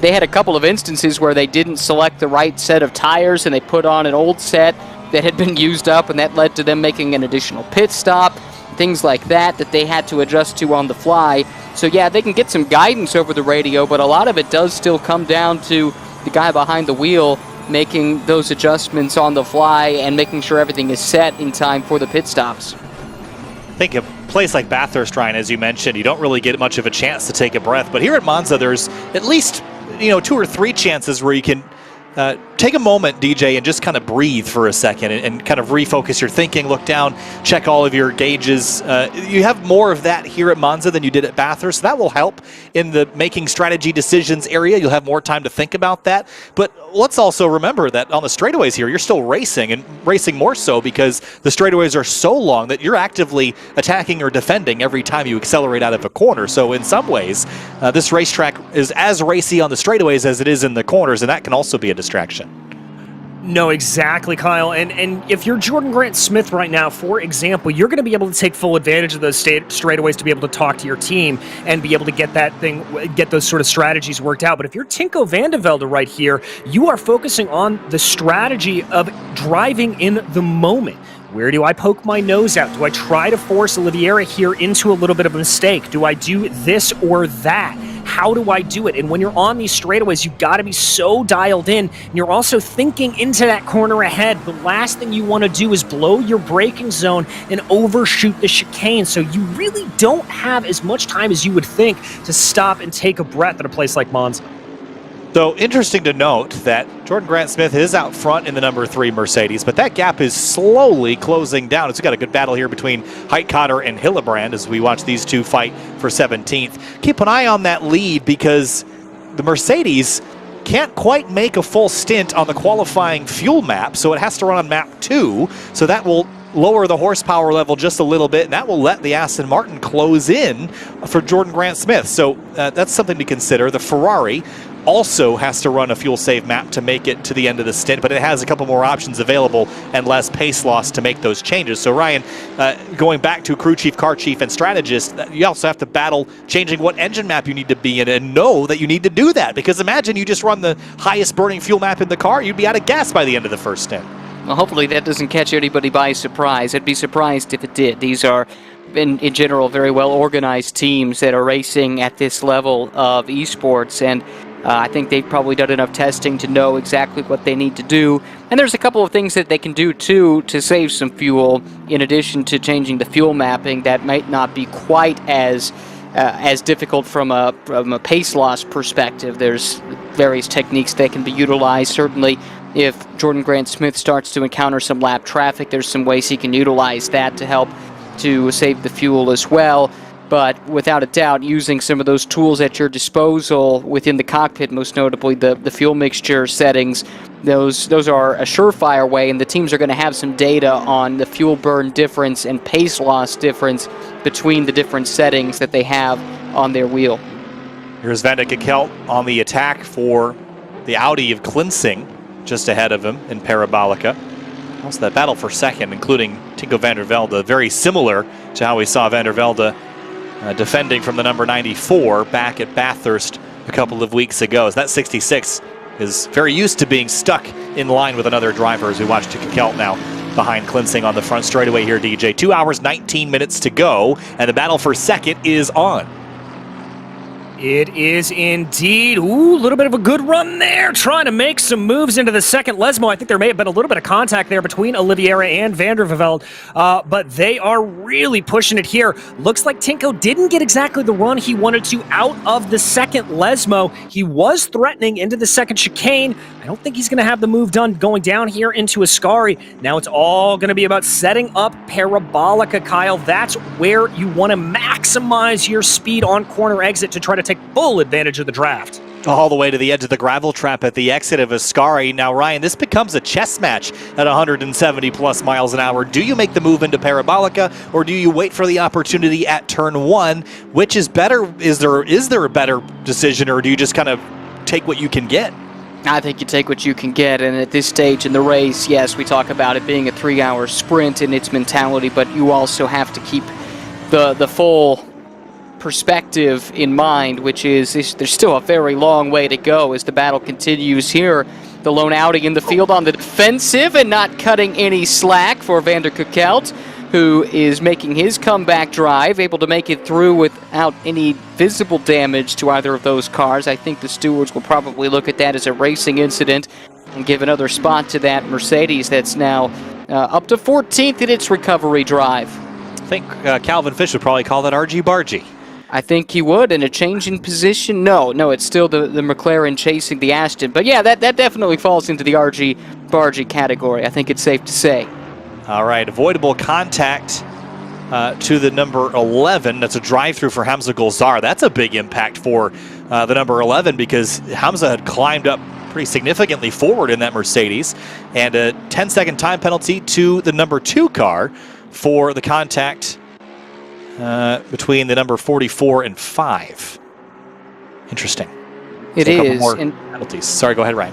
Yeah, so the contact apparently came all the way back on lap 1 that Hamza Golzar has been penalized for, and it was with Riley Murdoch, who had suffered a penalty of his own for contact. Apologies, it was a different car that was involved there, so Kyle, we'll let you sort that one out. Yeah, so the 44 and 2 car were the ones that were involved in the contact, where the 2 car got the penalty. So that was lap number 16, and as it stands, trying to see what lap we were on now, 23, so that was about 7 or 8 laps ago where that contact came from. So some more drive-thrus and some more contacts, and I'm a little surprised to see it have been this sort of bumper to bumper, kind of door to door, DJ. We've seen a lot of drivers collect drive-throughs and incidents in a track that is pretty large, pretty wide, pretty fast. You'd think there'd be a little bit more leeway, but everyone's racing tooth and nail here. Yeah, everybody's racing tooth and nail, and while for the most part you are accurate that this track is very wide, as we watch Van der Velde go through that first chicane, it does narrow up very, very much during those twisty bits, and so you can see a lot of contact between drivers. But you're right, the level of aggression in this first 45 minutes, I said that drivers would be going a little bit more all out.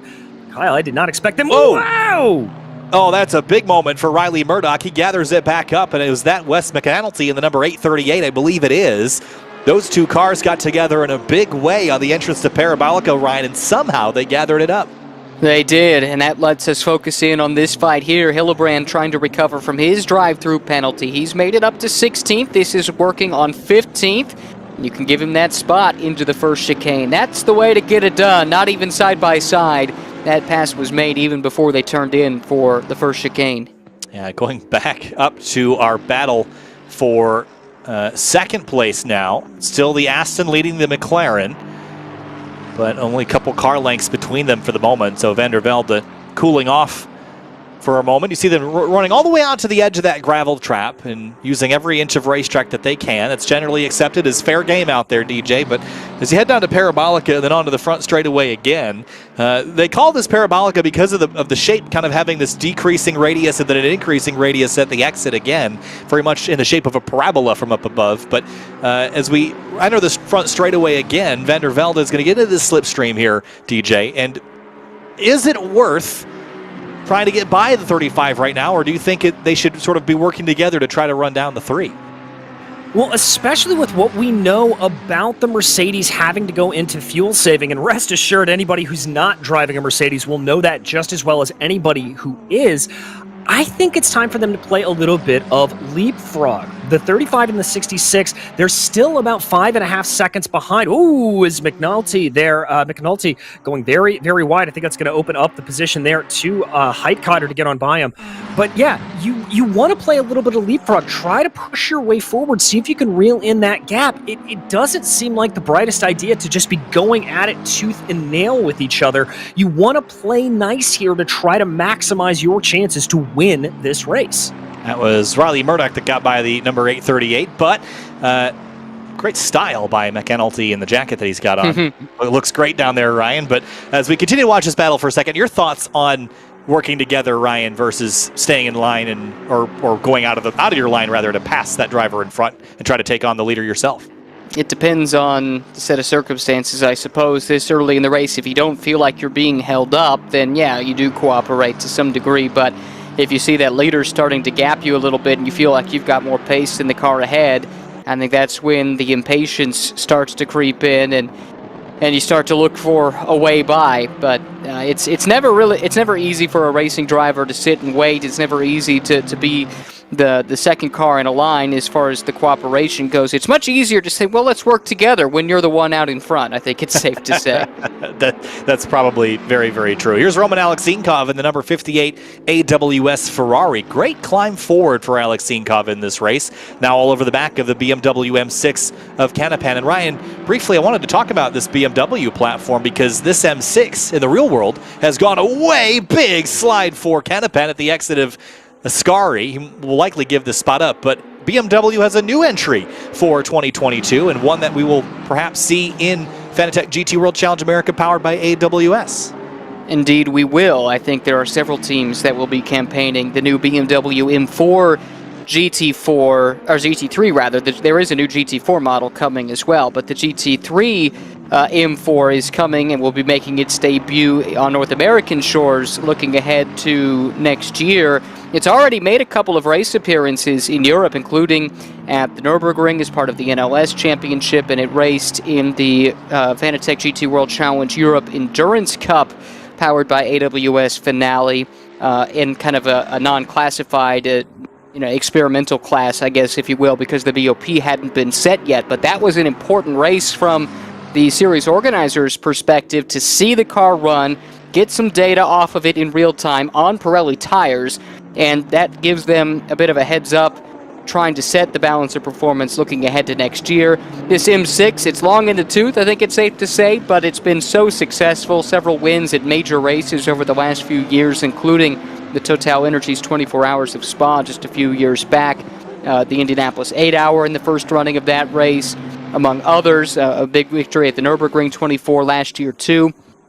And it's a car that has certainly done its fair share to represent the BMW brand, but I think everybody is ready to see what its replacement can do, and I've seen the M4 on display a couple of times at Spa and then at Road America in the US, and it looks really sharp. I think there's some thoughts about the grille of the car, and people definitely have their opinions on just how big that happens to be, but it definitely looks like a BMW, and I know all the BMW teams are really excited to get their hands on it. I mean, if your drivers are standing on top of the podium, I don't think it matters what the car looks like, honestly. You could be driving a lawnmower, and as long as it gets you to victory lane, I guess that's a great race car in all respects. Here's Hillebrand in the number 93, chasing Klinsing in the Audi, and this is the Audi that we've seen a handful of times today here, DJ, and he runs way wide at the exit of Parabolica, and will give that spot up. Yes, he will indeed, and that is going to be Hildebrand on by after that penalty that he served earlier on. So that is going to be 14th for Hildebrand in that Acura platform, the HPD Yas Pro America machine, trying to climb on forward. He'll have Van de Kekeld right in front of him. So this is going to be an interesting battle as this continues to shape up. These are two cars that are out of position trying to claw their way back up. Well, that's important for the points championship. Remember, we are tracking points in this 3-round endurance title. We only have 1 round remaining after this, so the 93 and 2 placed fairly closely together back at Bathurst a couple of weeks ago, Ryan. So that's a consideration as well. You're also racing for a championship. Now, still work for both of those drivers to do to make sure that they don't lead or lose their positions in it as they stand, but they are also racing against each other directly, so especially after their finishes at Bathurst. So that's a consideration as well. Yeah, definitely. You've got to keep the big picture in mind. It's hard to do here in the midst of the battle, but hopefully that's what the team is on the radio talking about. It's a good look at the front of that Acura Honda NSX GT3 Evo right behind, which, believe it or not, is somewhat racing on home soil here in Monza. The Jazz team that is in part fielding some of these entries, not the one we're looking at here, but that's based in Italy, and that is the real-world team that did most of the development work on the initial version of the NSX GT3. Got some help from Meyer Shank Racing in the U.S. with the Evo package that is now used pretty much universally around the world, but there actually is some serious Italian roots, and you see this car racing in Italy quite a bit, whether that's in Italian GT or in several other championships. And in fact, the Jazz team ran the official Honda factory entries last year in Intercontinental GT Challenge. So an Italian team, but with deep roots with this Japanese car. Very interesting side story that I really didn't know about this Acura NSX GT3 platform. Here comes Van de Kekeld up the inside for turn 1. Don't get greedy there. And now the 89 will take the shortcut. Now we saw the 2 car get penalized for that on the opening lap. So now we have to make sure that Alvarado doesn't gain time, and it does look like he gained a little bit of ground there, DJ, so you have to be really careful with that maneuver. Yeah, you do indeed, and this is going to come down to the gray area where the stewards are going to have to look at it. He was indeed in front as they dove into the corner, but it's going to be a question of advantage. How much of an advantage did that car gain by cutting the track? So the stewards will probably take a look at it as they continue to go along here. I can guarantee you that Van de Kekeld is going to be rooting for him to get a drive-through because, hey, I got one. Why doesn't he get one for doing the same thing, Ryan? Race car drivers are really stubborn and are perhaps rooting for their own causes at times, even with the different circumstances. Well, the circumstances might have just taken care of themselves because Van de Kekeld is there. He is back on the rear wing of the NSX of Alvarado right now, putting some pressure on through Ascari here. Right there on the diffuser, looking to make a move, and I think he might be close enough to at least take a peek to the inside if Alvarado gives that opportunity. Right now, the door isn't even cracked open an inch, and looks like Van de Kekeld's going to have to go the long way around through the Parabolica. Yeah, not a lot of opportunity given there. I always like to look at endurance racing as deposits and withdrawals, and there was no deposit there to withdraw later in terms of niceness from the 89. Definitely did not leave the door open. And here comes Hildebrand now with a big run and drafting with the Acura manufacturer team car right to the rear bumper. Can he squeeze through and juke to the left? He does, DJ. What a fantastic move down into turn 1. Can he clear both of them? And it looks like he will. That was phenomenal. That was absolutely brilliant driving. Is a little bit of banging doors there between Van de Kekeld and Alvarado as they come out of that first chicane. Yeah, absolutely perfect from Hildebrand. He noticed that there was just enough room for that car to slip on through between the Acura and the Mercedes, was able to use that draft and use it as a little bit of a pick to get his way up forward. Definitely playing a little bit of chess out there and pulling it off to perfection. Looked like he was slicing through some Chicago traffic trying to get through that position, but he did a great job of that. Great spatial awareness, Ryan. Let's talk a minute about the sim racing hobby in general. A lot of these drivers are running in sim rigs that they've built at home with multi-monitor setups or even virtual reality, Ryan, we've seen a whole host of different methods of engaging with the Assetto Corsa Competizione, and everyone's got their own unique setup. And some are better, some are worse for spatial awareness and for comfort, but it is fascinating to see how many different setups there are. We're getting a great look at those often in the lower right-hand corner of the screen when we pop in on drivers and see what their setups look like. Oliveira fending off a lunge there from Van der Velde just a moment ago, but you're right. I think that's the arms race right now in sim racing, because you can certainly purchase yourself just that little bit of an edge if you have a setup that is somewhat more sophisticated than that of your competition. And that's not to say that you can't have success with a cheaper rig. We've seen that happen, and it certainly is the case, but there are advantages to going with the high dollar, high euro, high pound, whatever you want to, denomination you want to use, equipment. And right, it seems to me that virtual reality is the next frontier of that. And I know you've talked about having the ability to test that out a little bit, and it does help from a spatial awareness point of view. Kyle, that was your observation. And I have to believe in a competition as close as this one, having just that little bit of an edge there could make a very big difference.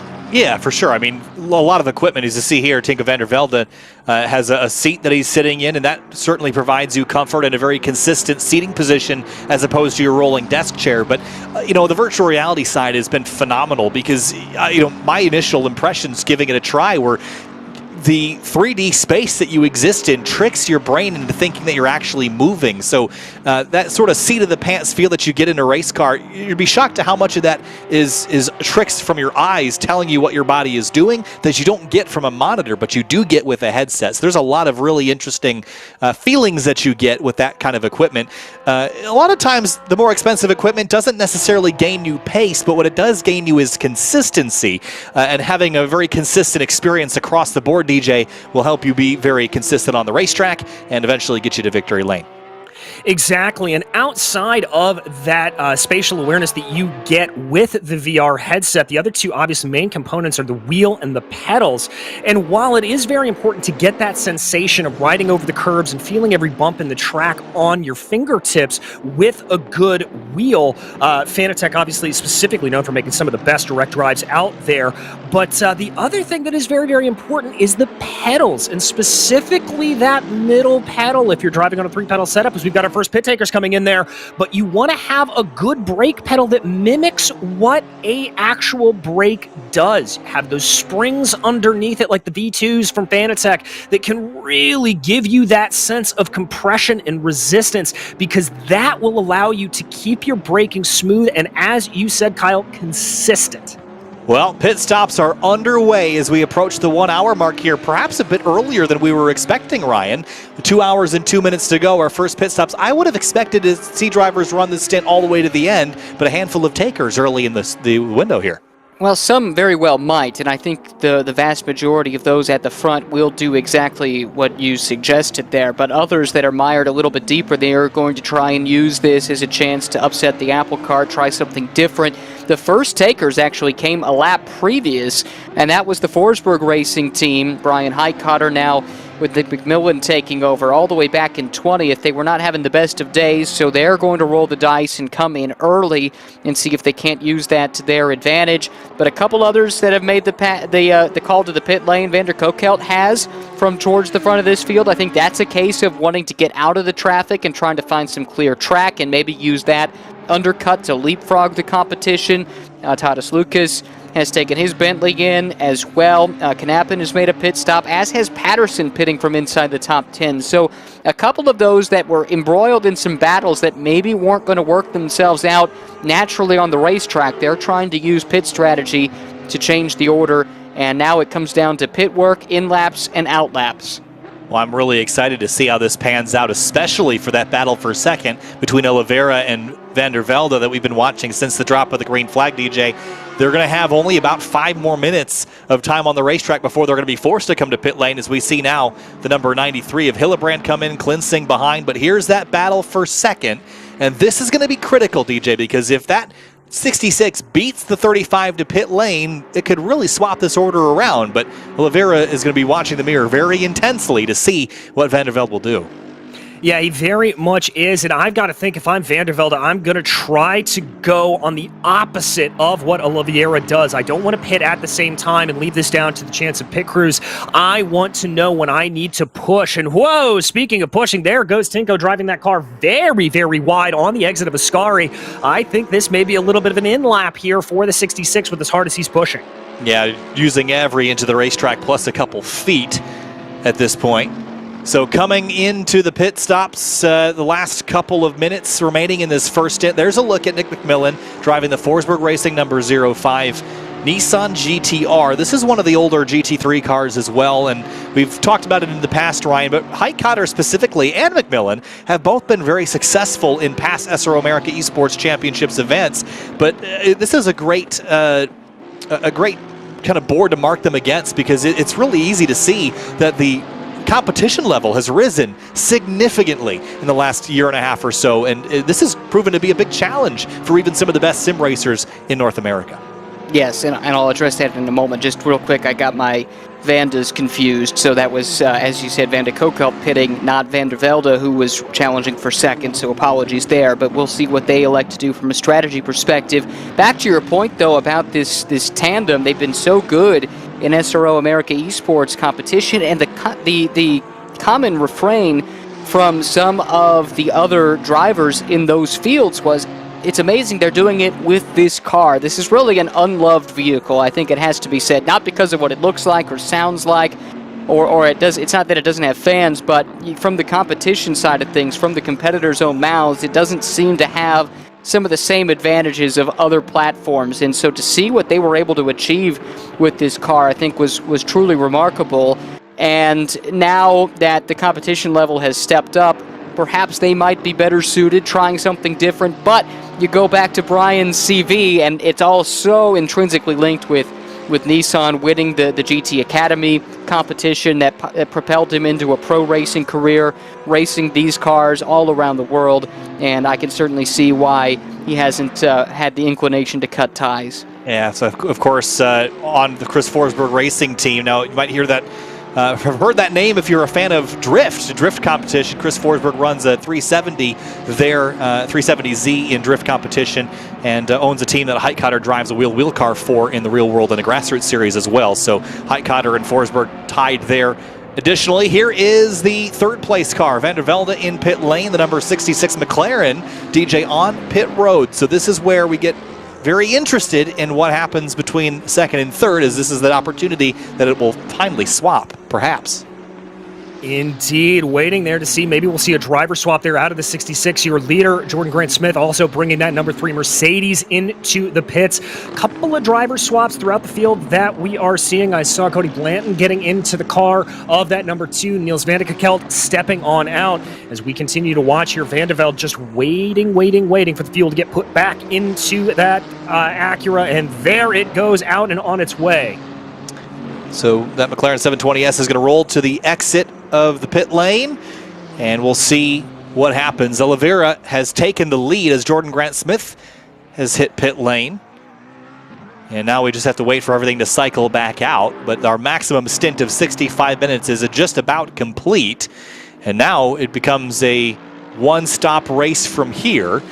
And Ryan, this becomes very intriguing now because the strategy is a little easier to see now that we're past the first stop. You're sort of locked into a strategy now. If you haven't switched your driver yet, you're going to switch them on the next stop. Yep, I think that's right. And Oliveira here, I don't believe has made his pit stop yet, so he will be the last caller. And by running this long, took a bit of a risk here because he needs to make sure he is in the pit lane prior to 65 minutes elapsing. He will get that done, but the reason it's a risk, I mean, he certainly had the time, just looking at the kind of lap times he was running and the amount of time remaining, but if there was a spin or something like that, then he would have had a double whammy, effectively, because of the spin, losing time there, and also a penalty incurred from not pitting in time. But that becomes academic because he makes it in, and now we'll see if he was able to make hay out there with a clean racetrack without a McLaren hounding him.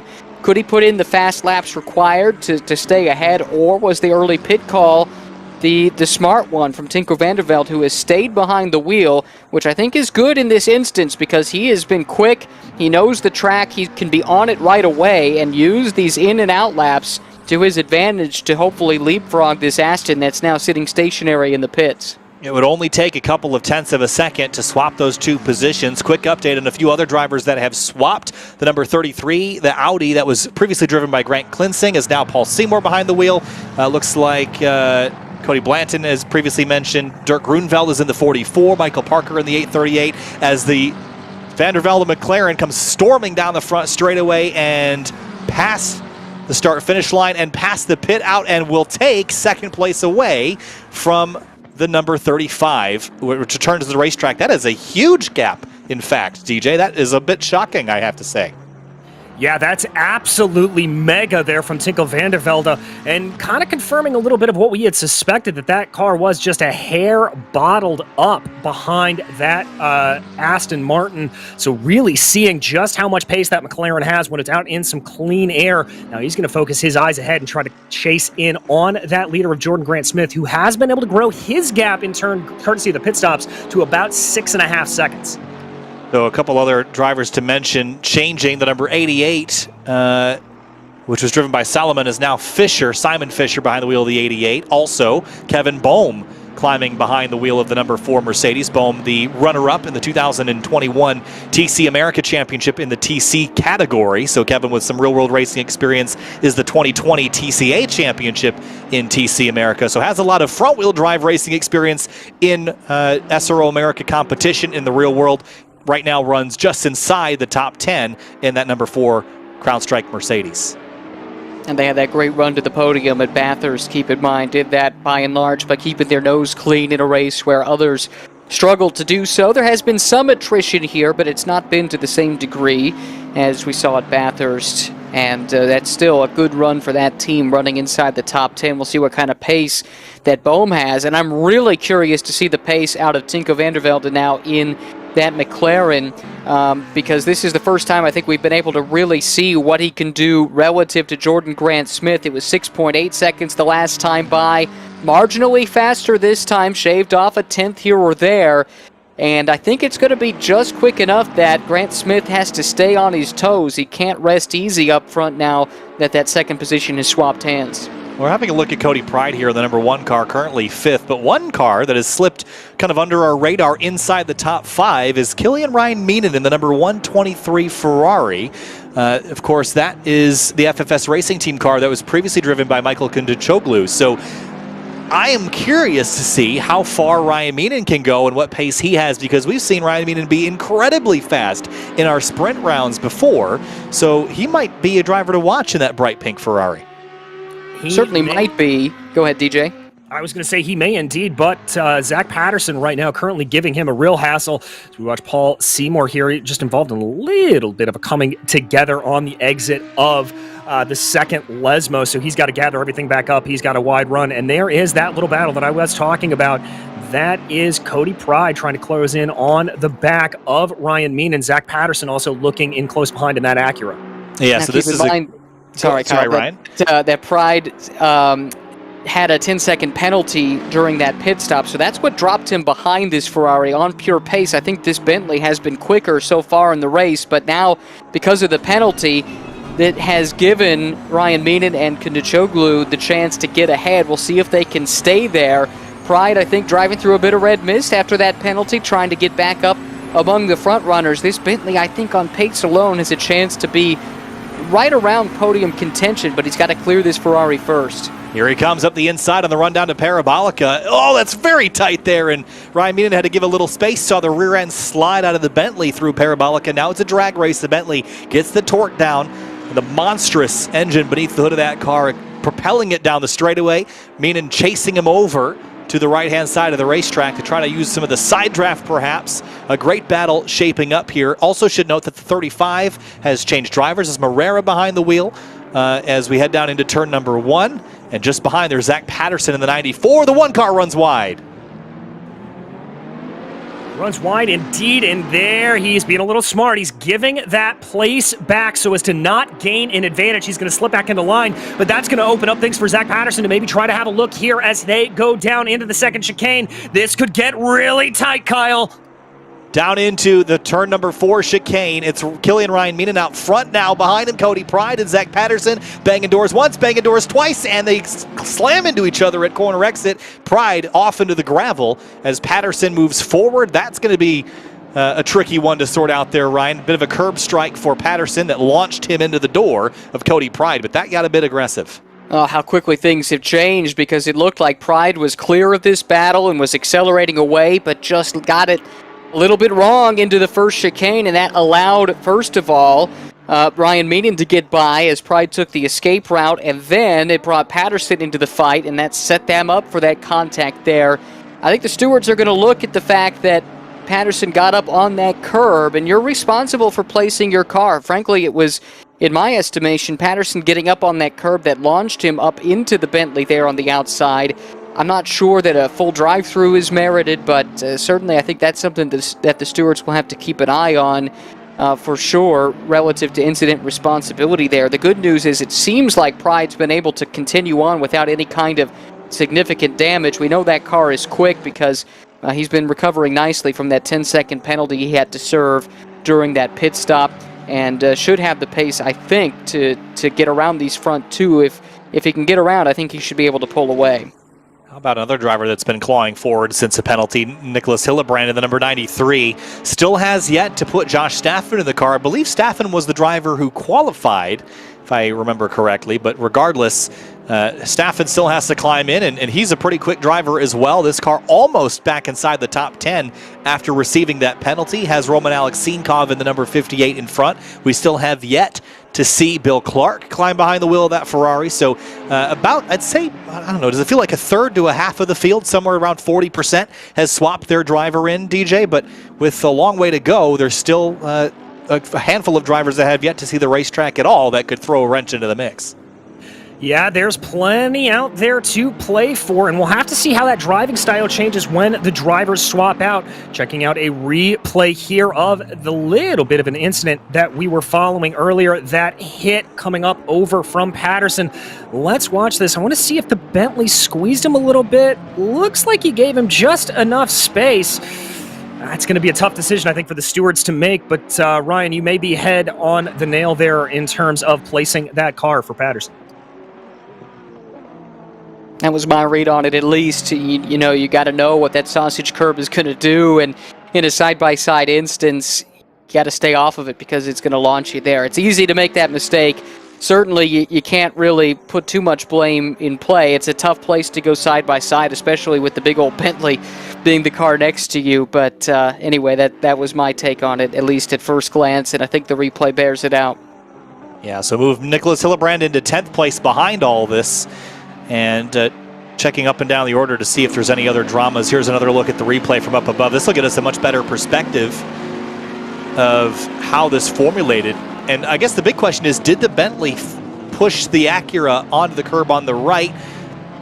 Oh, I mean, there was a little bit of a touch there, but it's just, that to me is probably going to be something that goes to the stewards, and they're going to go, you know, that was probably, you know, 60% this way, 40% the other, or 70-30. I don't think it's going to be definitely on Patterson or definitely on the Bentley. I think it's going to come down to a racing incident, would be my guess.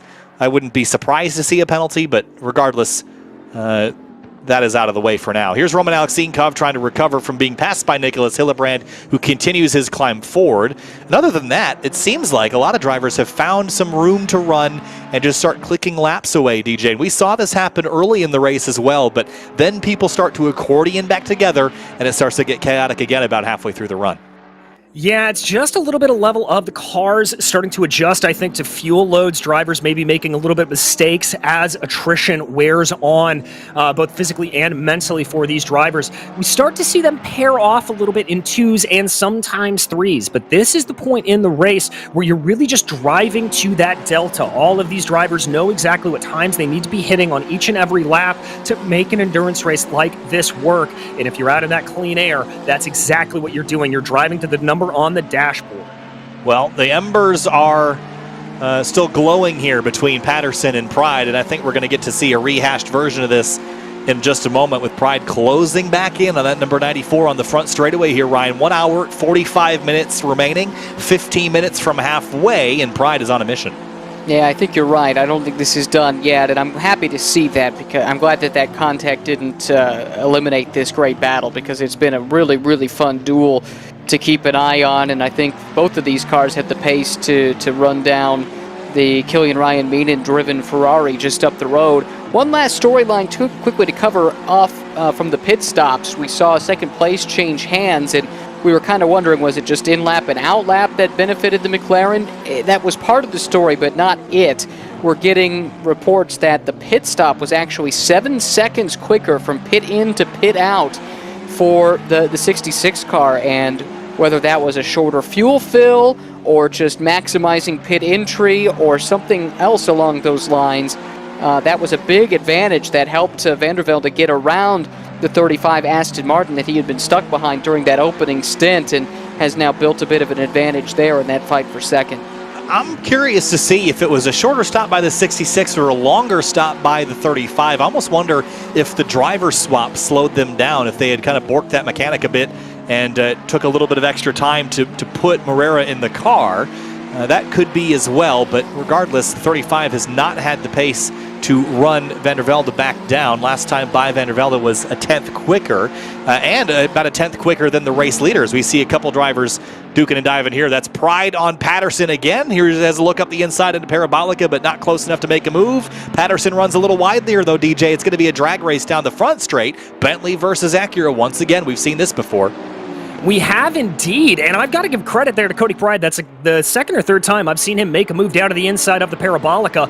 Love that look to the inside there from him, as it is a straight-out drag race between these manufacturers getting down into the braking zone. Let's hope we don't see any more fireworks out of these two. Oh, boy, into the turn one braking zone. Pride on the mission, and Patterson trying to defend, is going to run a little wide. They leave each other just enough space, and Ryan Marine, that's how you do it. That's how you race through turn one at Monza without contact. Oddly enough, I think they banged doors there well after the corner.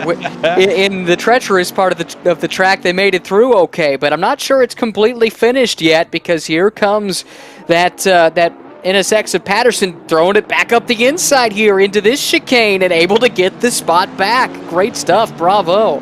Rolls reverse that time. The one car was on driver's right, gives it up, didn't want to risk banging doors again.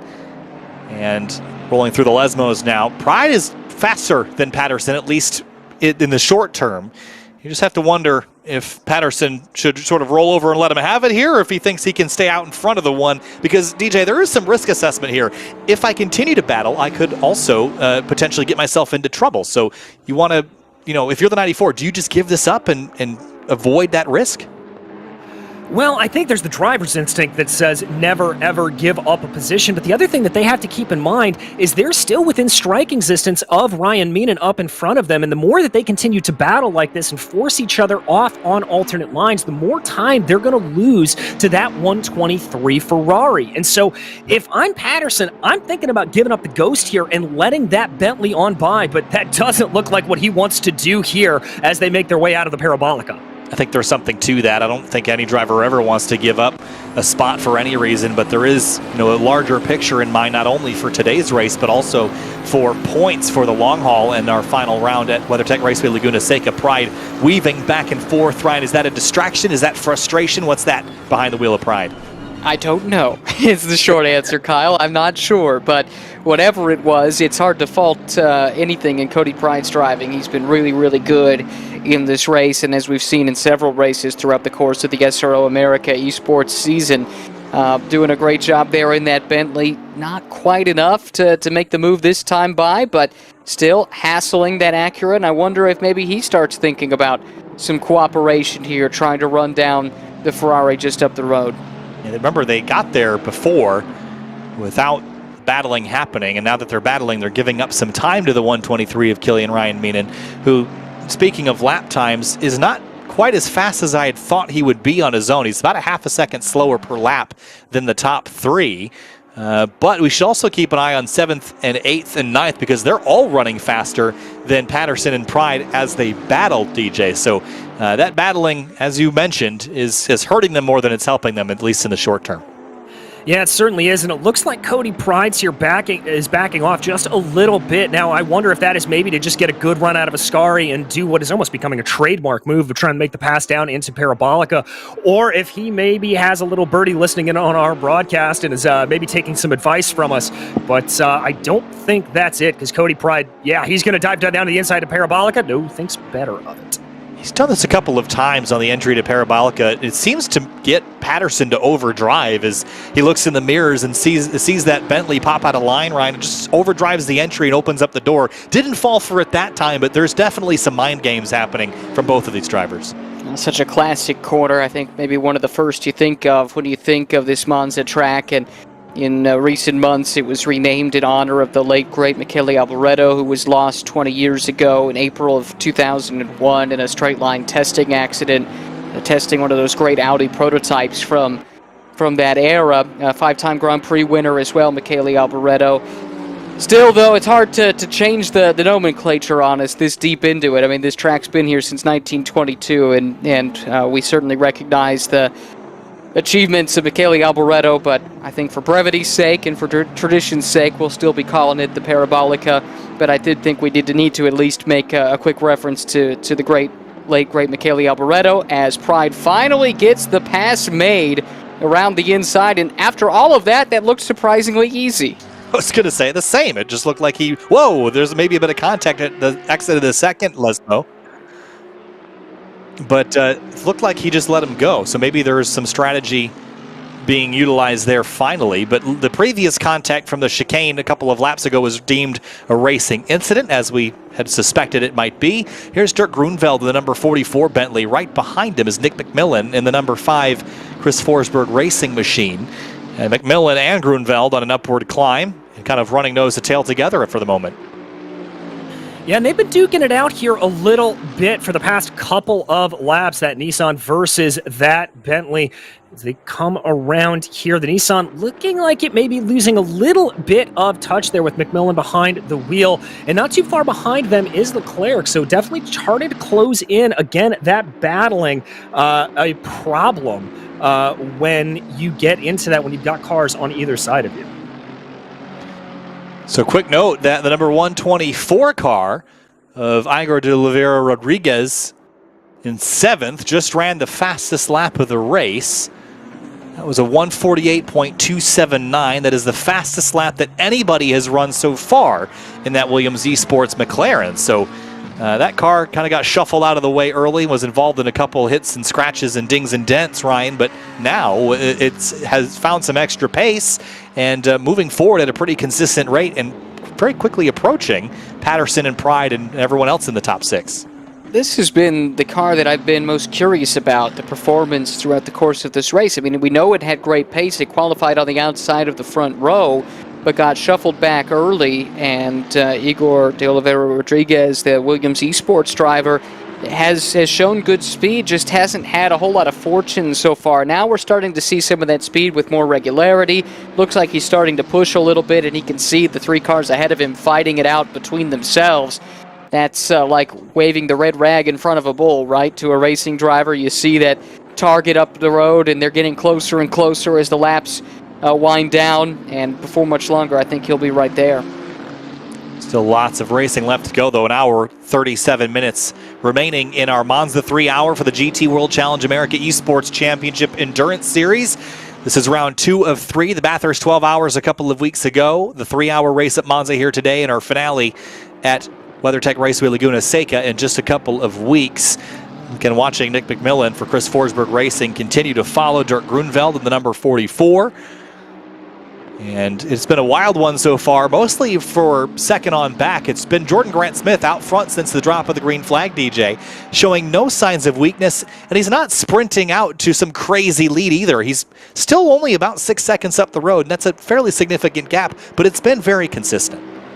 Yeah, it's only really grown by about a half a tenth a lap. Jordan Grant Smith just doing exactly what he needs to do, putting in that consistency, driving to that delta. It'll be interesting to see when they switch over in that car. Obviously, Tala Malia will be taking over at the next driver swap as we understand it. And so with him taking control of the wheel, we'll have to see if he's able to keep up that pace of Jordan Grant Smith, because as you said, it is not a surefire lights out gap back to Tinko van der Velde.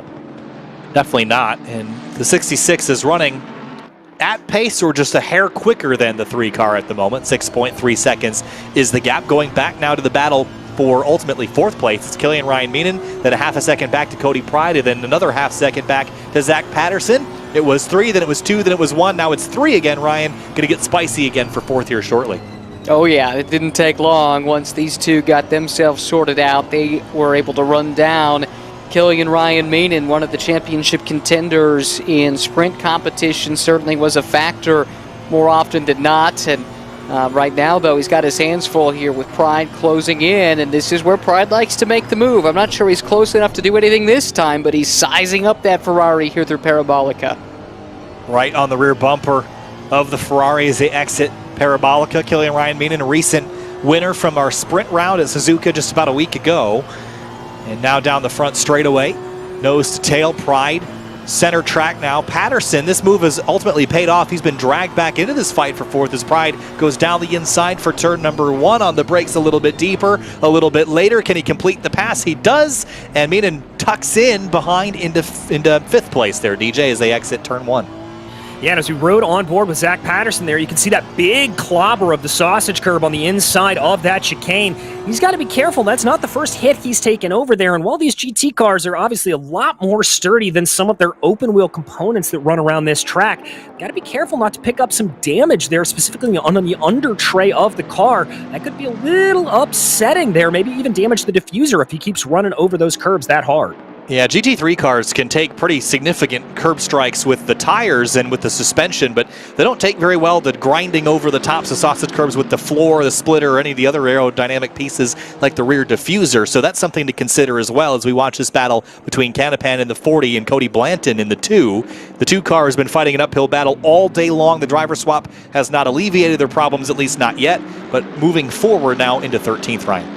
Isn't this exactly their story from Bathurst also? Good pace, qualified well, misfortune early, and they've had to make the comeback drive, and that's what they've done. It's been tough sledding, no question about that, but the top 10 isn't too far away, assuming it can hold that. Canapan trying to come back in that BMW, which is so stout in a straight line. Probably not the strength of this Mercedes by comparison, but he's able to make that pass, and it looks like up next, Kevin Boehm, who slipped back a couple of spots since taking over that number 4 car. He now runs 11th, but is a full 11 seconds ahead of these 2 cars.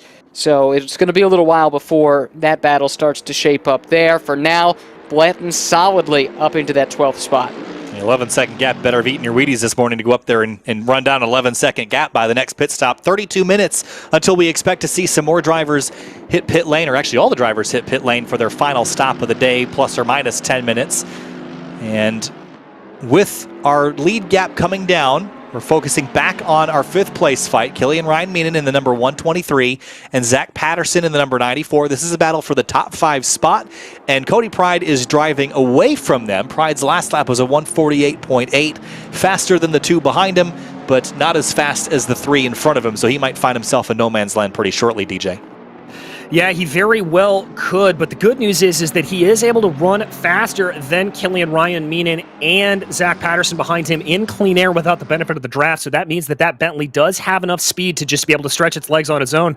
Whew, that was a very, very squirrely exit there out of the second Lesmo from Killian Ryan Meenan, almost losing the tail of that Ferrari. Down the front straightaway, here's Riley Murdoch in the number 877, trailing Mark Leclerc in the number 11. And these two have had a couple interactions today, side by side. Here comes Murdoch on the outside into turn number 1. And always an awkward maneuver through this first corner, and the 11 runs wide. Through goes Riley Murdoch. But as we approach the halfway mark here, Ryan, it's been a very entertaining first 90 minutes, but just about 91 minutes remaining in our Monza 3-hour. It has been a wild one, and it's far from over as we continue to watch this battle for fourth get hot again. Yeah, these three have been in the thick of things. Looks like maybe Wakar, Wide, and Scary here involved in this battle, and that has brought the Patterson car into the mix, looking to go the long way around here into turn number one. Here, who's going to be the last of the late breakers? Looks pretty even. Can they stay side by side and stay clean? So awkward through that first corner, bumping and banging over the curbs, but Patterson gets through into fifth, move Killian Ryan-Meenan backwards. And again, I'm a bit surprised to see Killian Ryan-Meenan go the wrong direction, at least I would think, based on his pace lately in the sprint series. But whatever is happening today is not to his liking. He is dropping outside of the top 5 here with 90 minutes to go. So we're at halfway point in the Monza 3-hour for the GT World Challenge America Esports Championship, round 2 of 3 of our endurance series. And Jordan Grant-Smith has led essentially every lap so far, barring a few from the pit stop cycle. But that number 3 PPR Esports purple Mercedes has been out front since the drop of the green flag. DJ, they are showing no signs of slowing down. However, Tinko van der Velde is showing signs of speeding up, consistently running as fast, if not just a hair faster, than Jordan Grant-Smith. Yeah, just itty-bitty gaps gained back in by Tinko van der Velde, just trying to pull that gap back in, I think, before they make the car handoff in those machines. So it'll be interesting to see if that will change anything. Also, we were speculating a little bit earlier on the fuel map settings in those Mercedes. I can report that I've been periodically checking in on our leader, Jordan Grant-Smith. Appears they're not worried too much about fuel saving. Looks like they're running in map 1, the fastest fuel mode for this car. So a little bit of alternate from what we're seeing in the rest of the Mercedes in the field.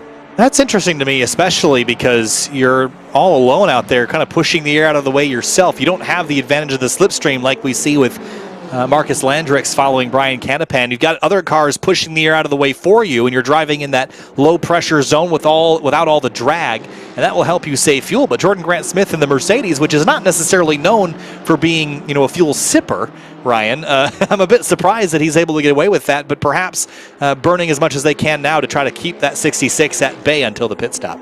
That's definitely a possibility, and keep in mind, too, there could be techniques being employed to save fuel beyond simply changing that dial on the steering wheel, right? You can definitely do some lift and coast and some other techniques to save fuel. There are a couple of different ways of going about that. So not necessarily a case that car can simply go full rich on fuel, full 100% attack, just because they're running in the rich mixture as it stands. But it is interesting to see, and I'm also fascinated, I think DJ alluded to this as well, how the dynamic of that battle will shift from first to second when the driver change occurs. These are the same drivers that started each of these cars, and then they'll have to sit and watch as their counterparts fight it out for the final hour or so of this race, and there's a very real possibility the balance of power could shift dramatically when that swap is made.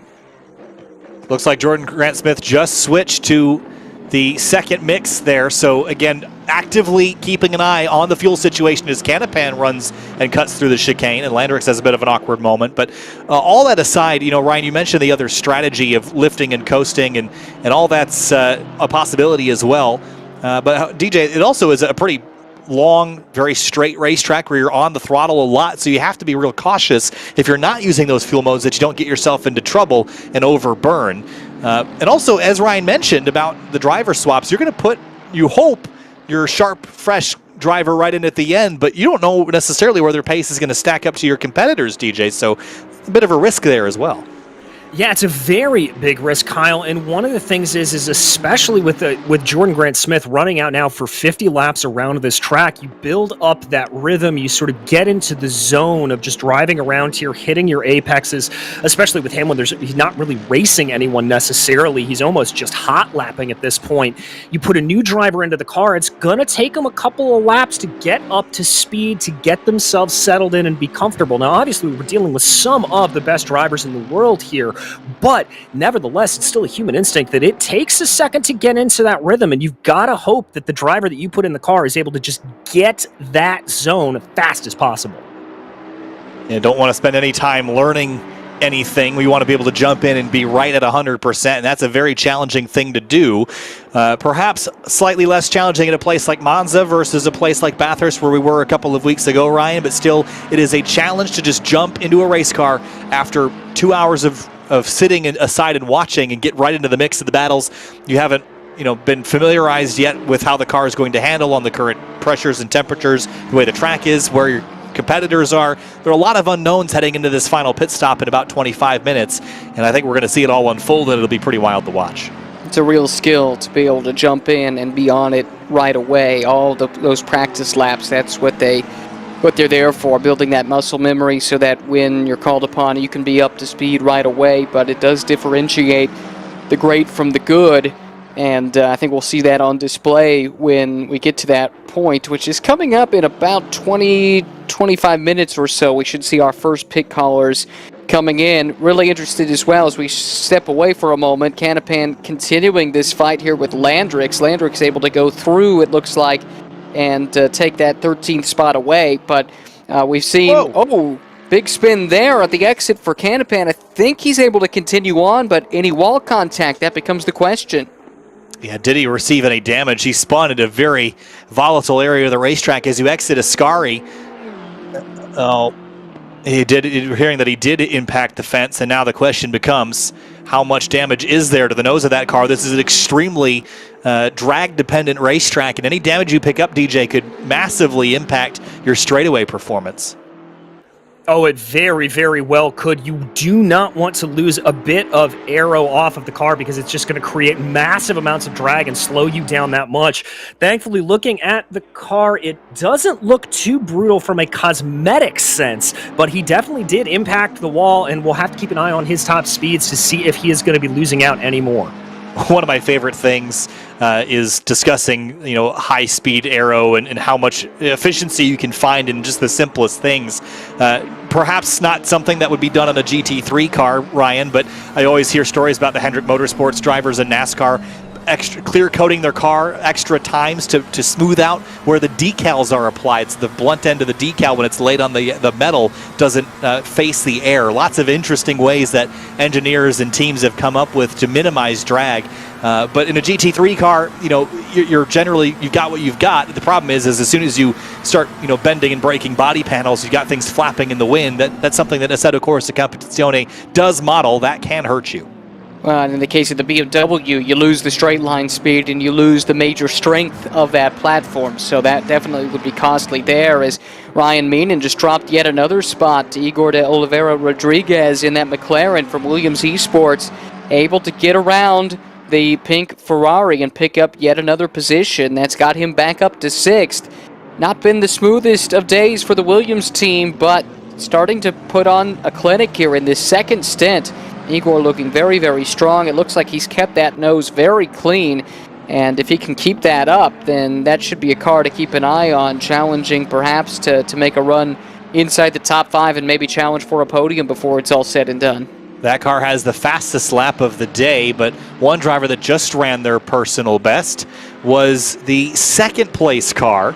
Tinko van der Velde just ran his personal best to 148.414. That was a half a second gain on the race leader. The gap is down to 5.6 seconds. It hasn't been any lower than about 5.5, and it hasn't been any bigger than 6.5. So it sort of fluctuates, goes here or there, one lap after the other, DJ, but you need to start seeing trends that you're gaining consistently once you hit this final pit stop. Otherwise, it's just going to feel like it's out of reach. Yeah, exactly. And as a driver, you really want that psychological gain, advantage, build-up, if you will, of hearing gap is coming down, gap is coming down. It makes you feel like the effort you're putting in is paying off, and you will start to drive faster. You will start to push a little bit more and go for the chances there. So for Tinko, I think putting in that personal best and seeing that gap come down a little bit will be reassuring. But now as the gap is ballooning back out to about 6.1 seconds, it's a little bit of give and take. It's almost like a seesaw probably for Tinko in his brain. Quick note on Nick McMillan here. This 5 car, I think, was the car that had the issue a couple of laps ago, Ryan. It has dropped down to 18th position. It has been a rough day for the Forsberg Racing team. Heitkotter getting the short end of the stick in some car contact earlier. Now McMillan dropping out of his running position as well. So on an upward climb still, but this has been a frustrating day for a car and team that we would have thought would have had the pace to run inside the top 10. Yeah, definitely disappointing. It was exciting to see them on the entry list. A nice addition for sure. Hope that they will be taking part in the race at Laguna Seca to close out the endurance racing schedule. Just great to have a team of that caliber in the field, but also just to add that little bit of extra diversity to the mix too. Love seeing that Nissan, as much as we talked about the fact that many of the participants have kind of gone away from that platform for one reason or another. It does bring something special to the table when you do see it running.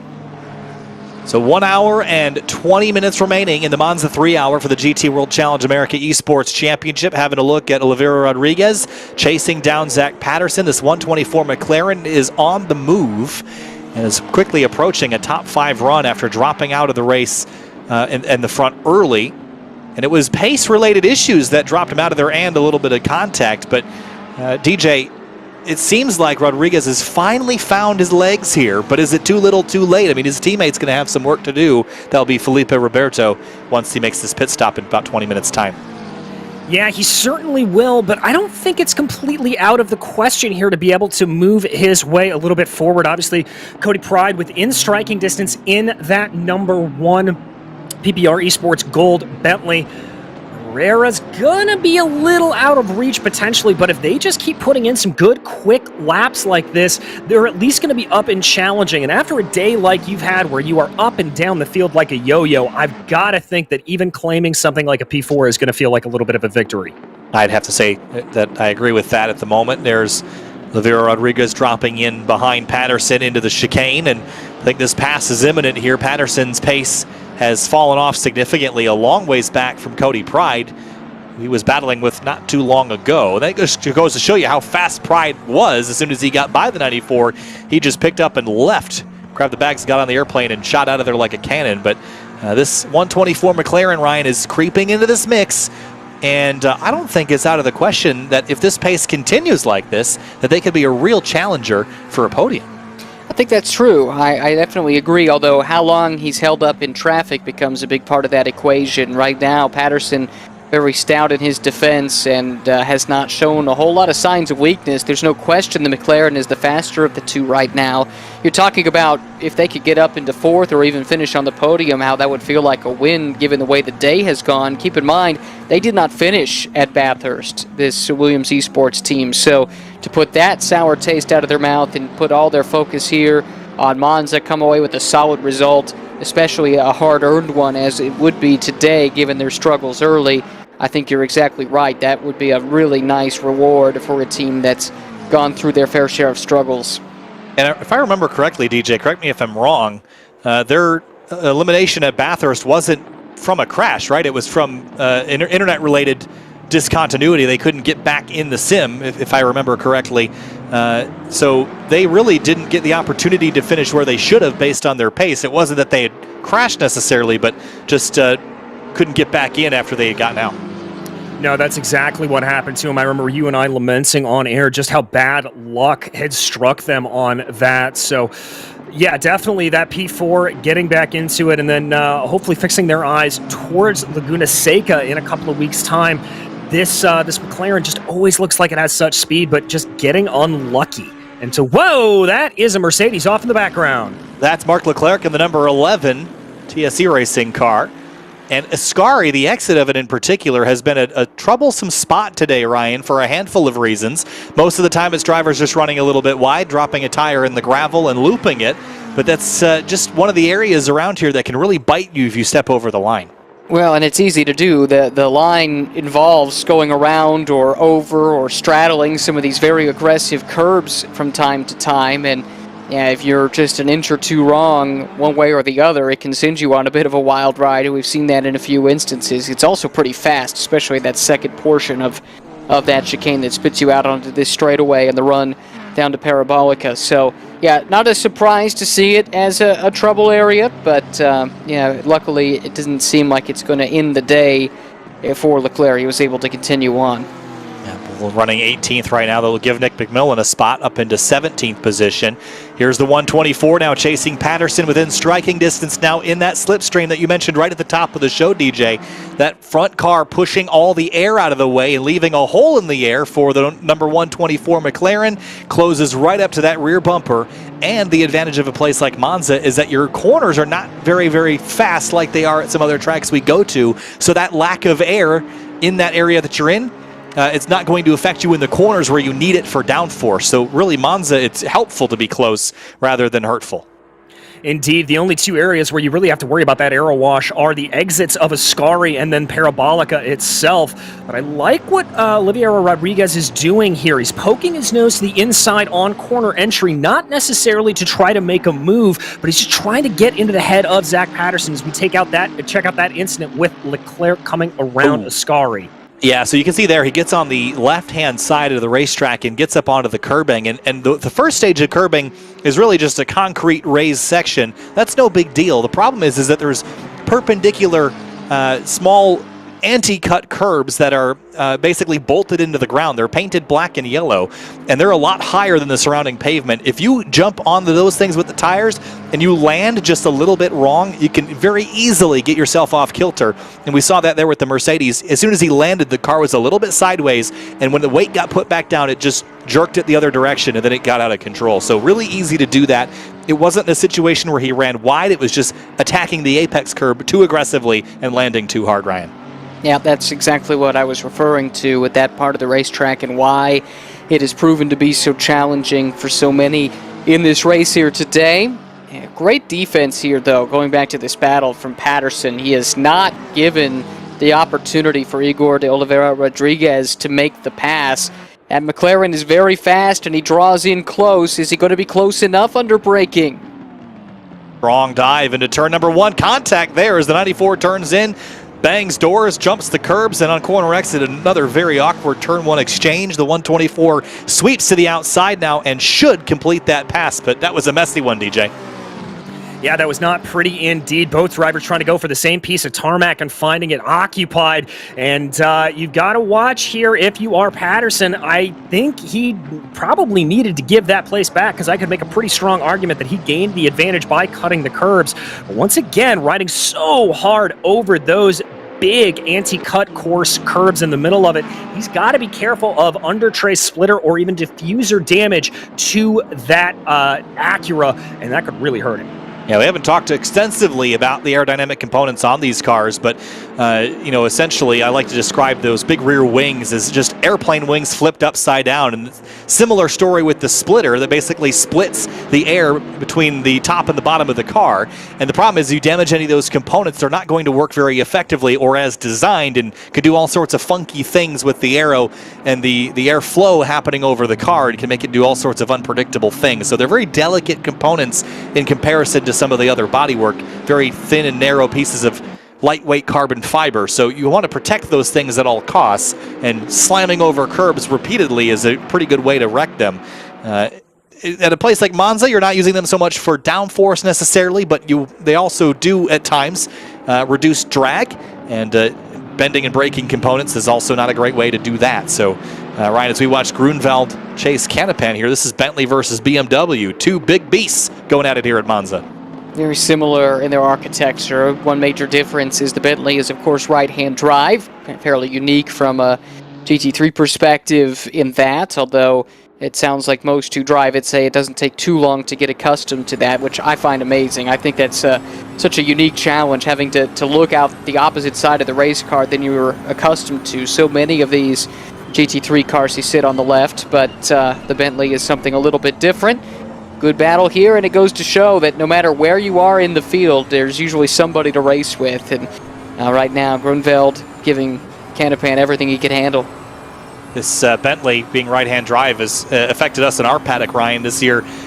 Our pit reporters and our camera people always go into the left-hand side of the car to greet the winner. Then they go, where are they? They're still right in the car. They're on the other side. It is definitely disorienting at best, but I'm also curious as to why there's not more. Like, why isn't the McLaren right-hand drive, right? Like, you always wonder why some are, or the Bentley in particular is and the others aren't. Very interesting that the Bentley is unique in that way. But DJ, as we click down to our last 10 minutes of this run, expecting pit stops really any time in the next 6 minutes is when drivers could theoretically come on down, or after the next 6 minutes they can come on down. That would be a 65-minute stint to the end after 1:05 left to go. Do you come early? Do you come late? I'm sure it all depends on where you are. Yeah, exactly. And the other thing you're going to be looking for is where you're going to slot out on in terms of traffic on the track. You don't want to find yourself cornered in between two slower lapped cars out on track, so you're going to have your crew chief and the rest of your team in your ear looking for those gaps, doing the math backwards to see where you'll slot out. I definitely think, though, if you are in a lockstep battle like the one that we're watching here between Canapin, Gronfeld, and Murdoch, that you're going to want to come in contrary to what everybody else around you is doing. So that's also going to play into the strategy. But yeah, we've got about a 15-minute fuel window that should be able to open up between an hour 5 to go and 50 minutes to go here in this race. Igor van der Velde has lost almost 2 seconds in the last couple of laps because of some lap traffic that he's had to navigate. So that might be a car that we would see sooner than later, Ryan. I'd imagine is if you're in traffic now and you're suffering now, get into the pits now and solve that problem. But you're going to have to wait at least a few more minutes. Yeah, that's the problem. You can't do it now, or else you'll have to make an additional pit stop because of the maximum 65-minute stint length rule. So we're looking at 5 minutes or so. I think most likely we're going to see the Highcotter car come in and McMillan car come in first because of where they pitted in the first sequence. I don't think they've got much flexibility built into their strategy, but beyond that, there were a few early callers that might be kind of forced into an early pit stop. But the majority of the front runners have some flexibility because they ran long, and they can use that then to their advantage to pick and choose the right moment and not have their hand forced. Ooh, mirror to mirror down into turn 1. Riley Murdoch and Dirk Grunveld almost clipping wing mirrors there, and more contact on corner exit, kind of hip checking each other off the racetrack, and Grunveld gets the short end of the stick there. It has been elbows out in turn 1, DJ, all day long. Not as many large incidents as I was expecting, just a lot of little kind of hip checks and bumpers and just general roughness out there today, but that can be expected in an esports championship this competitive. Of course, and one driver who's been able to avoid a lot of that, thankfully, is Jordan Grant Smith, who continues to lead this race. But yeah, and it does actually play out to the advantage of a lot of the drivers that they are able to get their elbows out a little bit more. They're coming through turns 1 and 2, as well as down into that second set of chicanes. You mentioned it earlier, Kyle. It's because of the low speeds that they're experiencing through there. It's not a fast sweeping corner where if you go off, it's going to be massive damage to the car. Just a little dink here and there, and so they've been able to keep everything nice and together on those machines. 7-second gap that Jordan Grant Smith has to work with before his teammate Taha Mali jumps in the car, and Tinga van der Velde in the number 66 will turn it over to Chris Severt in just a couple of minutes. The number 35 has already made their driver swap. Now they're about 11 seconds behind. Ryan, I'm curious if this 35 car has anything left in the tank for those front runners, consistently running faster than the front two right now, almost half a second faster. So if the two race leaders, secondary drivers, are not quite as fast, I wouldn't put the 35 out of the question either. No, they're in the mix. That's for sure. I think you look at the top 3, and that's probably where the winner is going to come from based on the pace that we've seen so far. And the big wild card is the fact that we've not seen the second driver from either of the top 2 cars at this point. Grant Smith has been so good. This is the Mercedes we're looking at here. On pole, got a great start, let the chaos happen behind him, and has been so circumspect working through traffic. I mean, we've not seen this car hardly at all on the broadcast because there just haven't been any scary moments for him that we've seen, at least, and I think our crew would have picked them up if they had happened. It's been a great performance, but it's going to be out of his hands here within the next 10 minutes or so.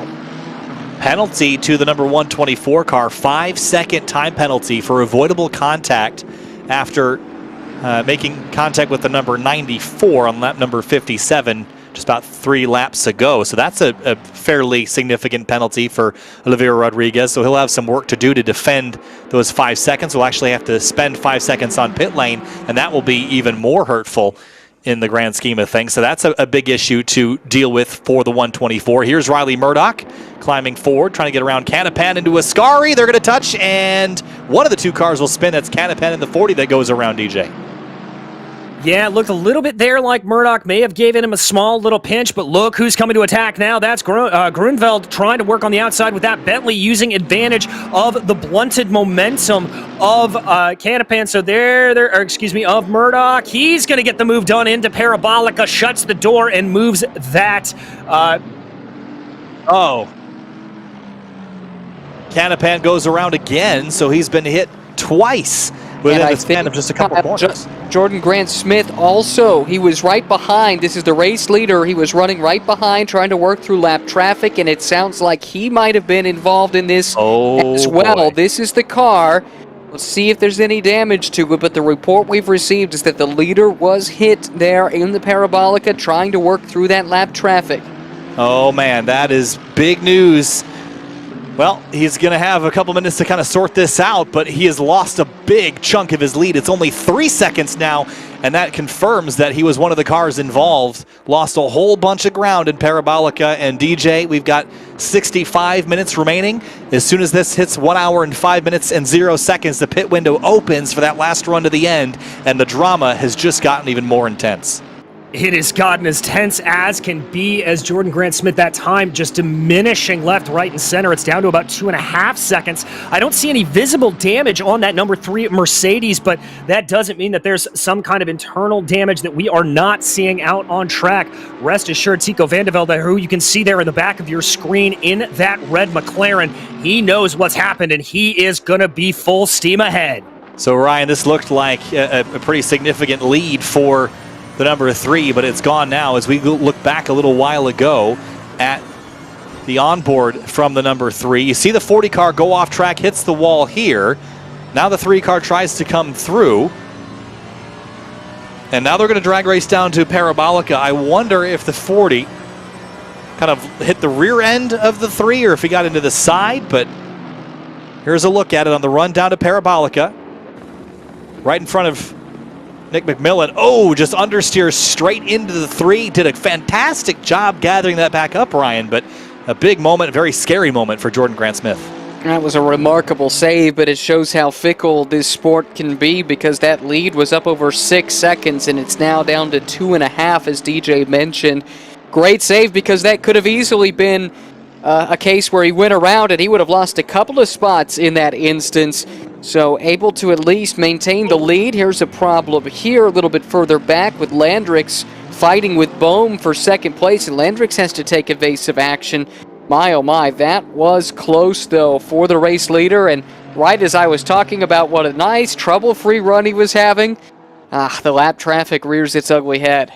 Well, this complicates things for Jordan Grant Smith, right? Because the damage has already been done, regardless of whether or not, and we're seeing a picture also in our comms channel, there is some side damage to that car. I don't think it's significant, but that isn't the damage I'm talking about. I'm talking about the damage to the gap that he had over Tinko van de Velde and Fidel Moreira. That's what's going to hurt him. It's only about 2 to 2.5 seconds now, DJ. That's not a lot of time. We saw the previous pit stop, the second place swing, by several seconds. Yeah, if you make a mistake coming in or out of pit lane, that can come back and lose you the lead here, as well as just any other things that happens. But the biggest thing I think here that Grant Smith is going to be happy about as we take a look there again, just drifts wide there. It did can happen. That's what happened. Just, I think, may have clipped a little bit of the curb. But it is almost good that they caught this at the time that they did in terms of the pit stop cycle, because they will be able to get that other driver into the car. Jordan Grant Smith may find himself a little bit off of suffering that incident, and he'll be able to sort of just get that natural reset of a new driver in the car. All right, so now down to the last hour and 2 minutes. First takers on pit lane. Leclerc, McMillan is on pit lane in the number 5, as you predicted, Ryan. So that's going to start the waterfall of drivers coming to pit lane. I don't think it's going to be for a few more minutes that we'll see the leaders come. Here's Riley Murdoch tucking under the 44. Their previous contact between these two cars rated as a racing incident. Now, that's not done yet, is it? These guys have been stuck by each other, it seems like, for this entire stint, and they continue to fight it out here And now I'm curious for these Mercedes in particular. We're talking about whether or not they can make it the full distance. Oh my goodness, that was ugly between those two. More contact, and it looks like the Bentley got the worst of it. The Ferrari certainly waylaid as well, and here comes Grunwald through. He'll move up a couple of positions with that coming together. But I think with the front-running Mercedes, they want to run as long as possible so that they can be full rich as long as possible on this final stint. But as I say that, the gap has come down even further. It's down under 2 seconds, just 1.5 now, separating the top two. Oh, it's going to come down to the wire here, and I don't think the 3-car has any choice but to come and pit a little earlier than they would otherwise want to, DJ. That's a concern to me, though, just because of the reason Ryan just mentioned, the inability to run the full rich fuel mixture all the way to the end. That is going to be a challenge in itself to regulate the fuel consumption and also try to go for a win. That's going to be a huge challenge, and Van der Velde has Jordan Grant-Smith in his sights, crosshairs lined up on the back of that number 3 Mercedes. Indeed, and it looks like Grant Smith's going to be held up a little bit by a car in front of him there, so that'll help him. Tinko van der Velde able to get the gap down to under about a second and a half. He'll start to feel an advantage of the draft here, and that is absolutely crucial. That McLaren will start to be able to pull itself in just a little bit more now that he starts to close in. One hand on the wheel down the front straightaway, scratching the itch there for a moment, Ryan, but the focus is about to. It is fully in force for Van der Velde. And you see that gap come down even more now. It's going to be under a second as they leave turn number 1. It is very, very tight for these top 2 spots. And now you have to wonder, Ryan, does that change the strategy for the 66 now that the 3-car is so close within range? I don't know if it does. I think for the 3-car, I'm a little surprised they didn't make the call to the pit lane. I know they want to run long. I know they want to be able to go as full rich as they can in that final stint, but they're being held up big time here by lap traffic. Now the lap traffic moves aside, but not before it cost Jordan Grant-Smith, I'd say, upwards of a second relative to Tinko van der Velde there. So now that he's clear, I guess we're back to a reset of the strategy. And I'm not sure exactly what the strategy call will be between these two, to be entirely honest with you. I think if they hit more lap traffic, though, the impetus is going to be on trying to dive into the pit lane and avoid being held up in the way that Grant Smith was on that last lap. But a lot of front runners are making the call. We see Carden Liu taking over that number 94 car that was having a really good run early in this race. Several others, including Killian Ryan Meenan, is in the pits now. Nicola Hillebrand coming back from the really good opening stint, coming back from the penalty and the contact that they had. They're in the pit lane, as well as Blanton. So several front runners making that call now, and these two will have to, I would expect, here in the next 4 minutes or so. So about the next 2 laps, I think we'll see the top 2 making a pit call. Going to be a drag race down the front straightaway once again. Purple lap, fastest lap of the race, goes to the 124 of Igor de Oliveira Rodriguez. It was a 148.243. He was the previous holder of the best lap of the race. He continues to move that faster and faster, running 5th place right now, but very much in the show here based on how chaotic this front runner battle has gotten. Incident between the cars, number 3 and 40 on lap number 61. Drive through to the 40 car of Knappen for avoidable contact. That is not really a surprise, as here comes Van der Velde into the mix for the top spot here, DJ, into chicane number 2. Oh, very close onto the back of that Mercedes, just trying to see what he can get. Not able to get the blast out of the corner there as much as he would like, but he is going to be in full effect of the draft here. I would not be surprised if we see one of these drivers dive down pit lane, and I think Tinko van der Velde's team is going to be in his ear telling him, do whatever Jordan Grant-Smith doesn't do on this lap. Yeah, I almost wonder if you're better off chasing him into the pits, Ryan. Is that something that you would rather do, or would you rather come in a lap earlier or later and try the over or undercut? I almost would argue to stay right on his rear bumper and force him to, to be really aggressive on the pit lane entry and maybe make a mistake there. But there's so many different things, options and opportunities here that you could take or force.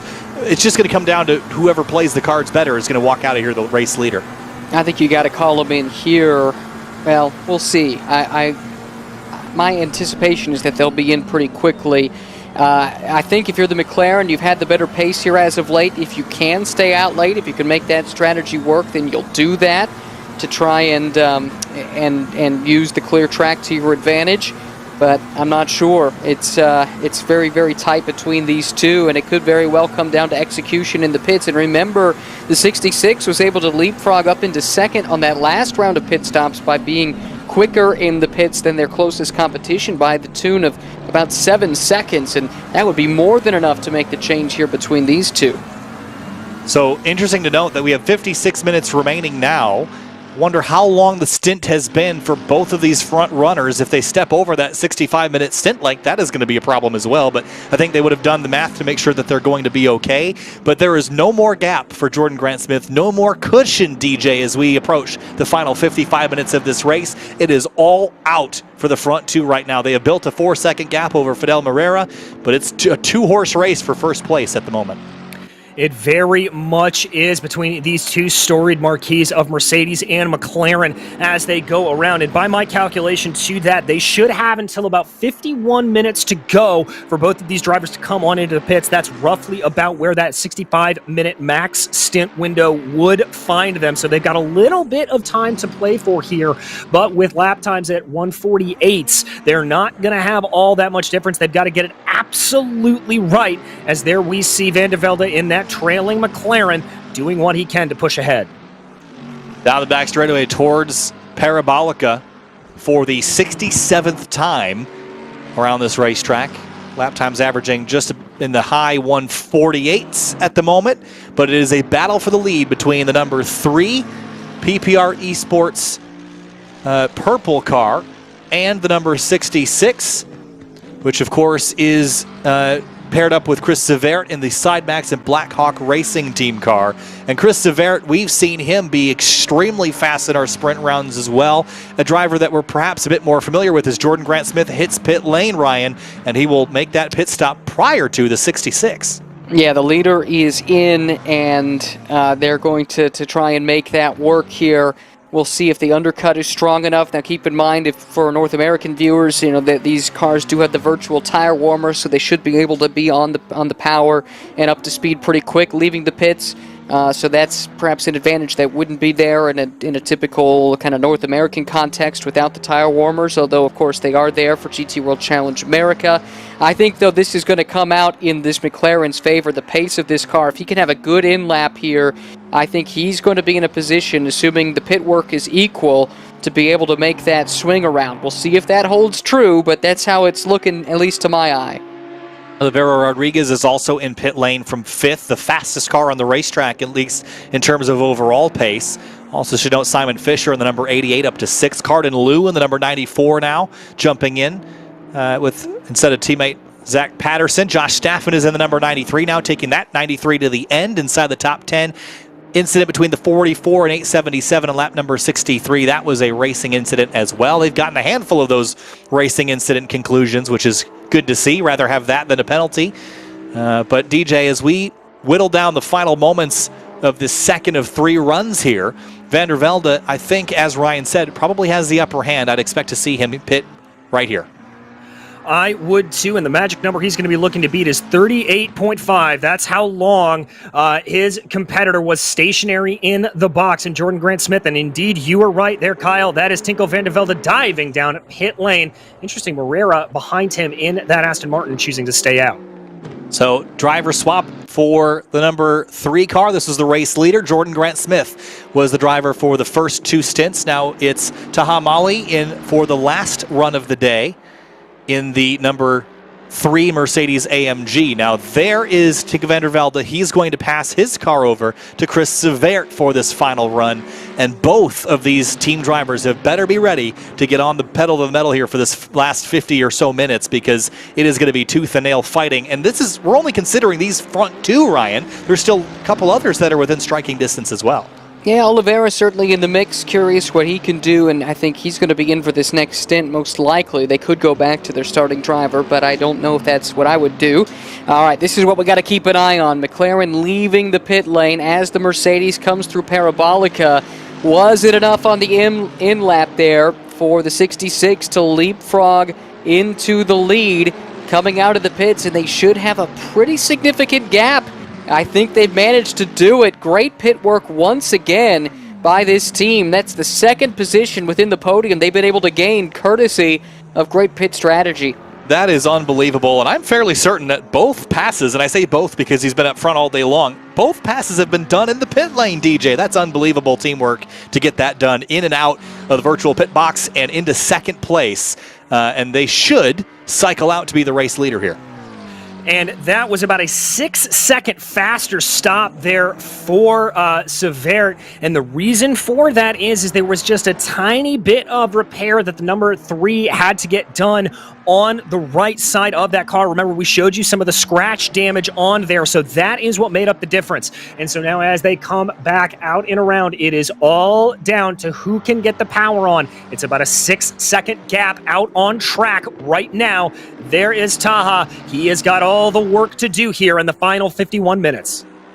Well, where does the Aston Martin of Fidel Moreira pop out as well? He's in the pit box at the moment. Will likely be pretty far behind these front two, but with the 3 car having a messy outlap and some crash damage to fix, that number 35 could slot between the 2 race leaders as well and make this a very interesting 3-horse fight to the end, Ryan. But 50 minutes to go, and we've finally had a change for the lead for the first time. When it cycles out, we're going to have a leader that is not the number 3 Mercedes. Well, and it's interesting, too, that Taha Mali has not had the smoothest of outlaps. I think in the background of the shot when we saw them go through the first chicane, there were some of those polystyrene bollards that were thrown up into the air, and I think that he hit some of those. He was held up a little bit by a pack marker and was sliding around some, lost some ground on that lap, so not been the smoothest there. And I'm curious how that's going to affect this fight for second. Looks like he's dropped that spot as well. So the Aston Martin that was running third prior to this pit window now has jumped up into the second position. I think we'll see that reflected here in just a moment. But that car just up the road, I believe, should now be that Moreira car. And we'll see what kind of pace he has relative to Severt, who's now the leader. So there's that number 35 Aston Martin AMR GT3 in second place now. So now it just comes down. Moreira's been in this car for a stint already. He's already warmed up and ready to rip. Now, DJ, do you think you'd rather have a driver that's had a couple laps in the car prior to the pit stop, or would you rather have someone that's brand fresh and new for this final run to the end? I'd argue you could probably fight for both those opinions. In my opinion, I would want somebody that has had a little bit more time in the car and can easily get up to speed faster. The track temperature is always changing a little bit. There's always a little bit of differences going on here out on track, so you want somebody who knows exactly what the car is going to be doing as you go around. So I think this may be a slight advantage here to Fidel Moreira, but then again, with Taha Mali, you could see that fresh set, that energized focus come into play, and he may be able to rip some hot laps here in these final stages. So with all that out of the way, all the pit cycling done, you should not pit for the rest of the race. If you've done all your math correctly and put enough fuel in the car, pits are going to be done. So now it's just a sprint race from here on out. Our typical sprint race format is about 60 minutes. We have 48 left. So Ryan, you just sort of treat this like a normal 60-minute sprint, except the race started already green and you qualified probably less optimally than you would want to be. So you've got some work to do here in the final 48 minutes, but you treat it like a sprint. That's right, exactly. So 48 minutes left now. You know exactly what the situation is. There's no more strategy left to play out. It's just go, go, go. Make the best of the hand that you've been dealt. And I think this is the car I'm very curious about. I'm in agreement with DJ. I think that if I was doing strategy, I would want my best driver to do the second and third stints of this race, because by the time then this third stint begins, he's been in the car, has seen the track, kind of has a good sense for the environment, and is in a nice rhythm and can just push to the finish. And Moreira's had some really good pace in that car right now. 3.5 seconds back of Severt, who's still getting up to speed. Now keep in mind, he's an extremely accomplished esports driver, so he should be pretty quick getting reacclimated after sitting on the sidelines and watching the beginning of this race. But I think that DJ said in the early going, Moreira should have a slight edge, and we'll see if he can take advantage of that. So, yeah, the other drivers we should mention is Renato Dornell in the number 1, takes over for Cody Pride. He's running 4th right now.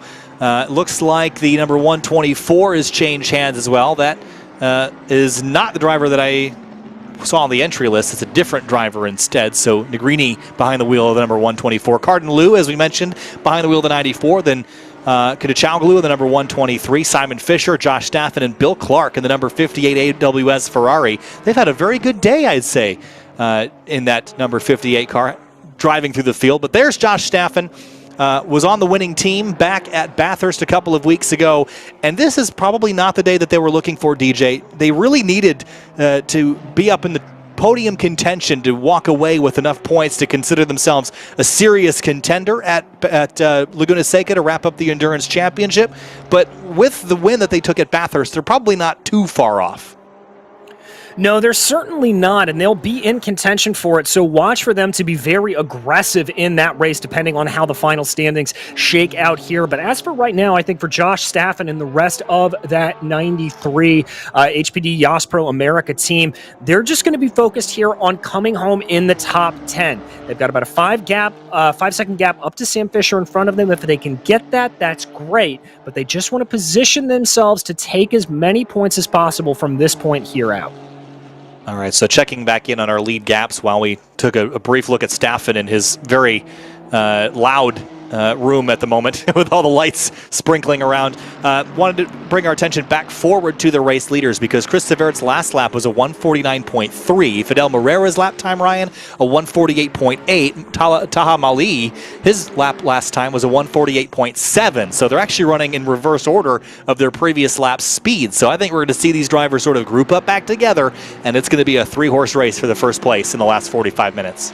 That's the way it's shaping up, and we were talking about the points. As it stands right now, the 66 crew, they were runners-up at Bathurst, so scored 18 points there.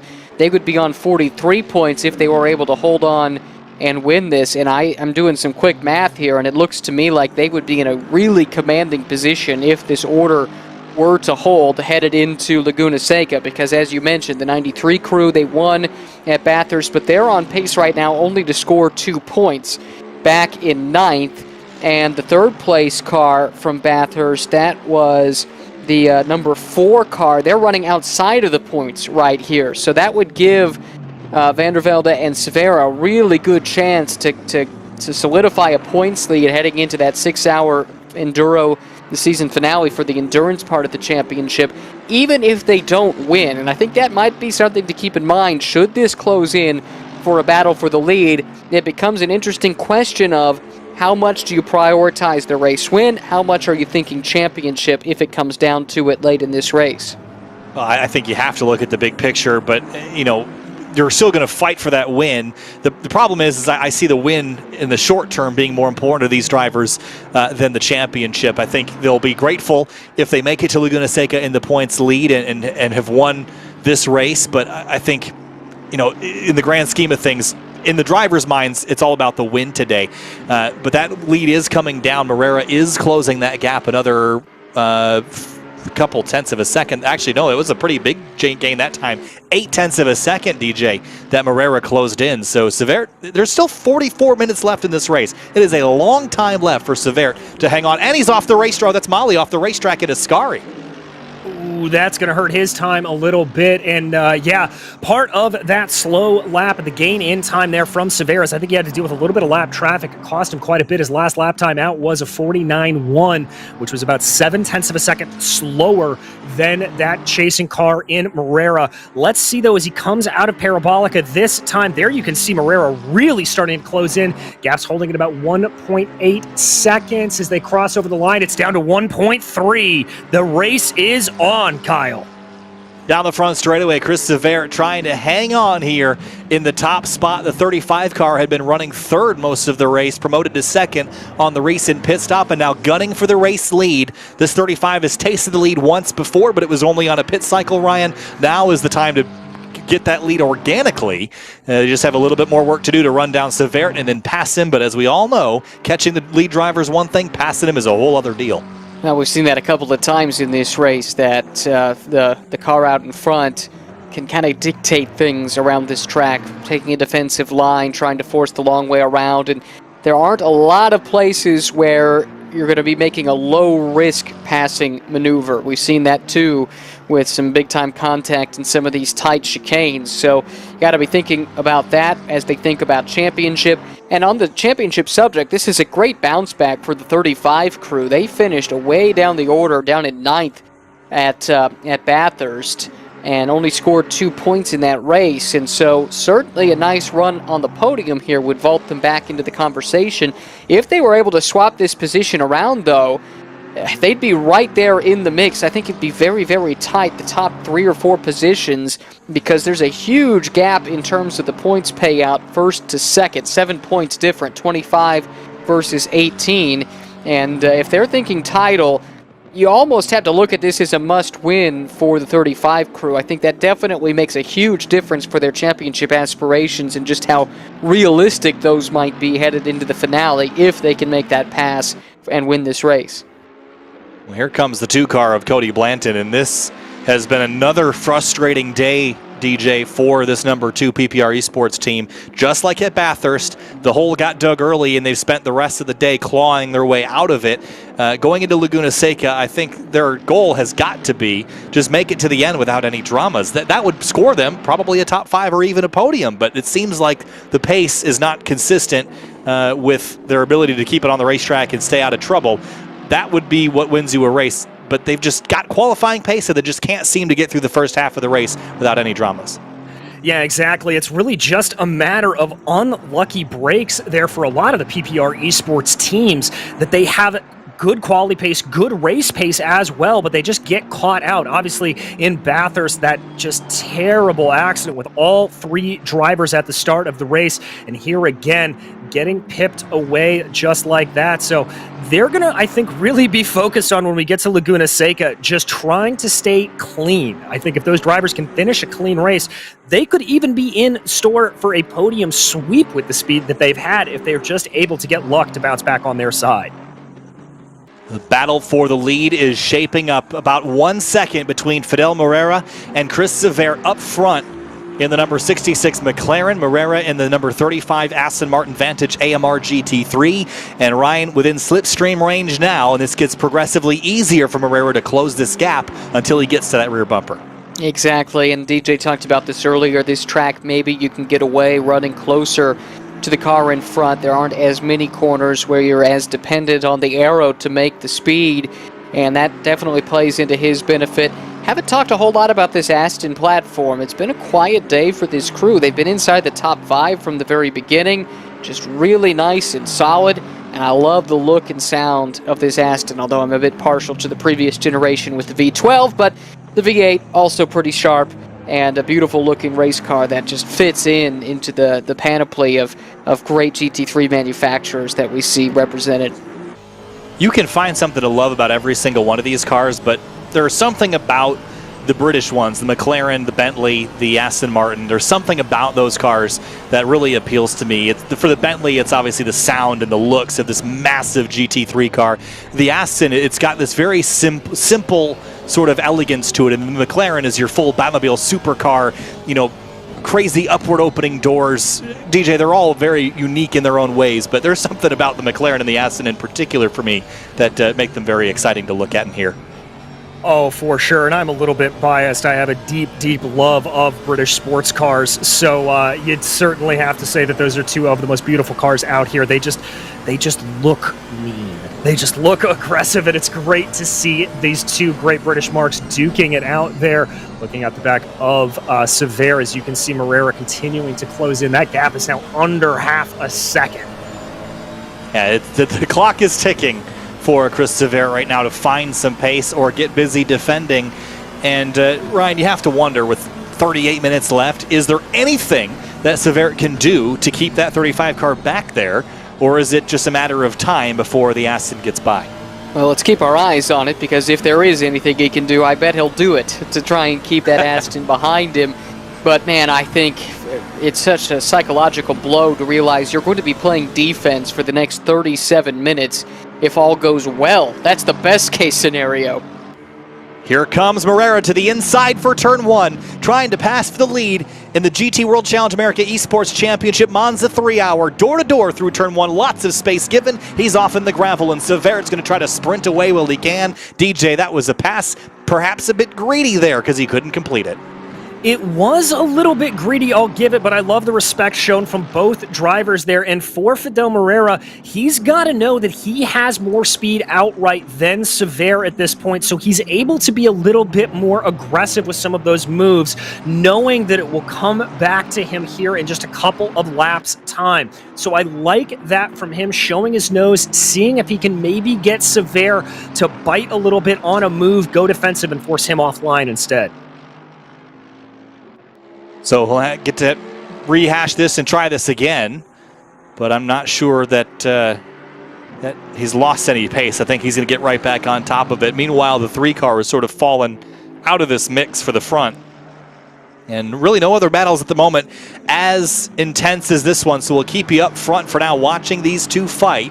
But Ryan, I've just been so impressed with this 35, the pace that Morera has had, and Sever right now, he was pretty cool under the pressure there. Didn't make a mistake on the brakes, just held his line and drove out of it without making him making an issue for himself. So Sever hangs on for now, but it's going to be a tall task to do it for the rest of the race.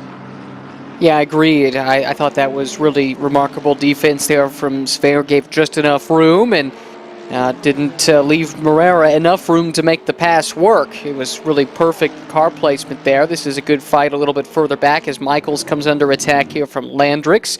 This grayish Acura's been in the midst of the wars all throughout the course of the race. And DJ, I think you called it here, bud, because you're right. This Aston didn't lose any pace. It didn't take long, and he's right there. Some debris, though, sitting in the middle of the racetrack. Those bollards have been hit, and now are there waiting for somebody to run over them and hopefully make them disintegrate. We won't have to deal with them again. But yeah, for Sever, the respite didn't last long, did it? No, it really did not. Morera coming onto it. And yeah, we better hope that those bollards get out of the way, because that is right in the line if these guys go too wide through that first set of chicanes. And that could be some serious, interesting implications there if it happens. Morera just continuing to stalk, though, behind that McLaren. I think waiting to see if he can force a mistake before he goes for another late braking maneuver like we saw a couple of laps ago. Yeah, stalking is the great word for it. And you have to wonder if Sever is becoming distracted by Morera closing this gap so quickly. Would be a concern of mine as the race leader. You get away for a moment, you think you're home free, but then the driver's right back on your tail. That's discouraging, to say the least, Ryan, and that's got to be a distraction. You just have to hold yourself together and put forth your best effort to find something new and different and try to drive away. Tweak those dials, tweak those knobs, find some setting in the ABS or traction control, or change your line just a little bit. Do something to try to find some pace, because it's not working for Sever right now. No question. The Aston is the quicker of the two, and Morera is just taken over and really elevated this car. I mean, I think Vinny Oliveira did a nice job in the opening stint, but this car has come to life here since Morera has taken over. His first stint was really good, and again, this is the strategy that I like, running this driver, the closing driver, for 2 stints, so that when it comes down to it here, this final run to the checkered flag, he's fresh. But still has some recent track time and track knowledge and can go right away. And I think that he's been able to use that to his advantage and never truly let Sever get comfortable in that McLaren since the start of his stint, because he's been under duress seemingly ever since he's taken over here on this run to the checkers. So how about this? The front 2 drivers, Chris Sever and Fidel Morera, last time by ran the exact same lap time, a 1:48.918, and Sever slips. Here comes Morera down the inside and gets the pass done just like that and goes through to the lead here at Monza, DJ. What a pass. Just grabbed the one mistake Sever did and took advantage of it. Well, and that's exactly what Morera was trying to do following that closely. I think he was just trying to get into the head there of Chris Sever, and get into his head he did. It's the mental game that exists in racing. And now for Sever, he has got to try to hang on, because Taha Ali is not that far behind. You can see that Mercedes there in the back of your shot. He may not even be able to hold on to second place here if he's not careful. So is there something to learn for Sever now that he's behind Morera, who is faster? Can he follow in the line? Can he learn to do something that Morera is doing, Ryan? Or is it too different? The car is too different to fundamentally do the same thing. I mean, we're talking front-engine rear-wheel drive versus mid-engine rear-wheel drive. These cars will very likely require different inputs to do the same speed. I think you hit the nail on the head there. I'm not sure there's a whole lot you can take away. At the moment, it looks like the advantage is simply too strong for the Aston Martin, and the combination of the Aston platform and Moreira behind the wheel. He's been so good. And now I think for Sever, it's about trying to hold on to this second spot, keep the championship in mind. Again, they finished second in the first outing at Bathurst. They can add another 18 points to their total here, and I'm going to work on some quick math here to try and give us a points as they run. So hang with me. I'll be back in about 5 minutes here and should have an update for you on how the points are shaping up. So race leader Fidel Moreira out in front now by about a second over Chris Sever. 35 car leads the 66. So that lead is becoming more and more established. But as you mentioned, DJ, Taha Mali is right behind and actually closing in on Severt for second. I don't know if Mali's got pace for the leader, but I think we could see second swap here. Yeah, I certainly think we could too, and most crucially, he has gotten that gap across the last timing loop to under a second, so that Mercedes will be able to take advantage of the draft on the longer straights here at Monza. Now, as we said before, getting by is going to be a whole different kettle of fish, but he is at least close enough to start pressing the advantage, and rest assured that Taha will know that Sever made a mistake, and so he will try to use that same mental game I think that Moreira did a couple laps earlier on. Smelling blood in the water, perhaps, as we hit the final 30 minutes. If you just joined us, you're watching the Monza 3-hour for the GT World Challenge America Esports Championship Endurance Series. This is round 2 of 3. Bathurst a couple of weeks ago.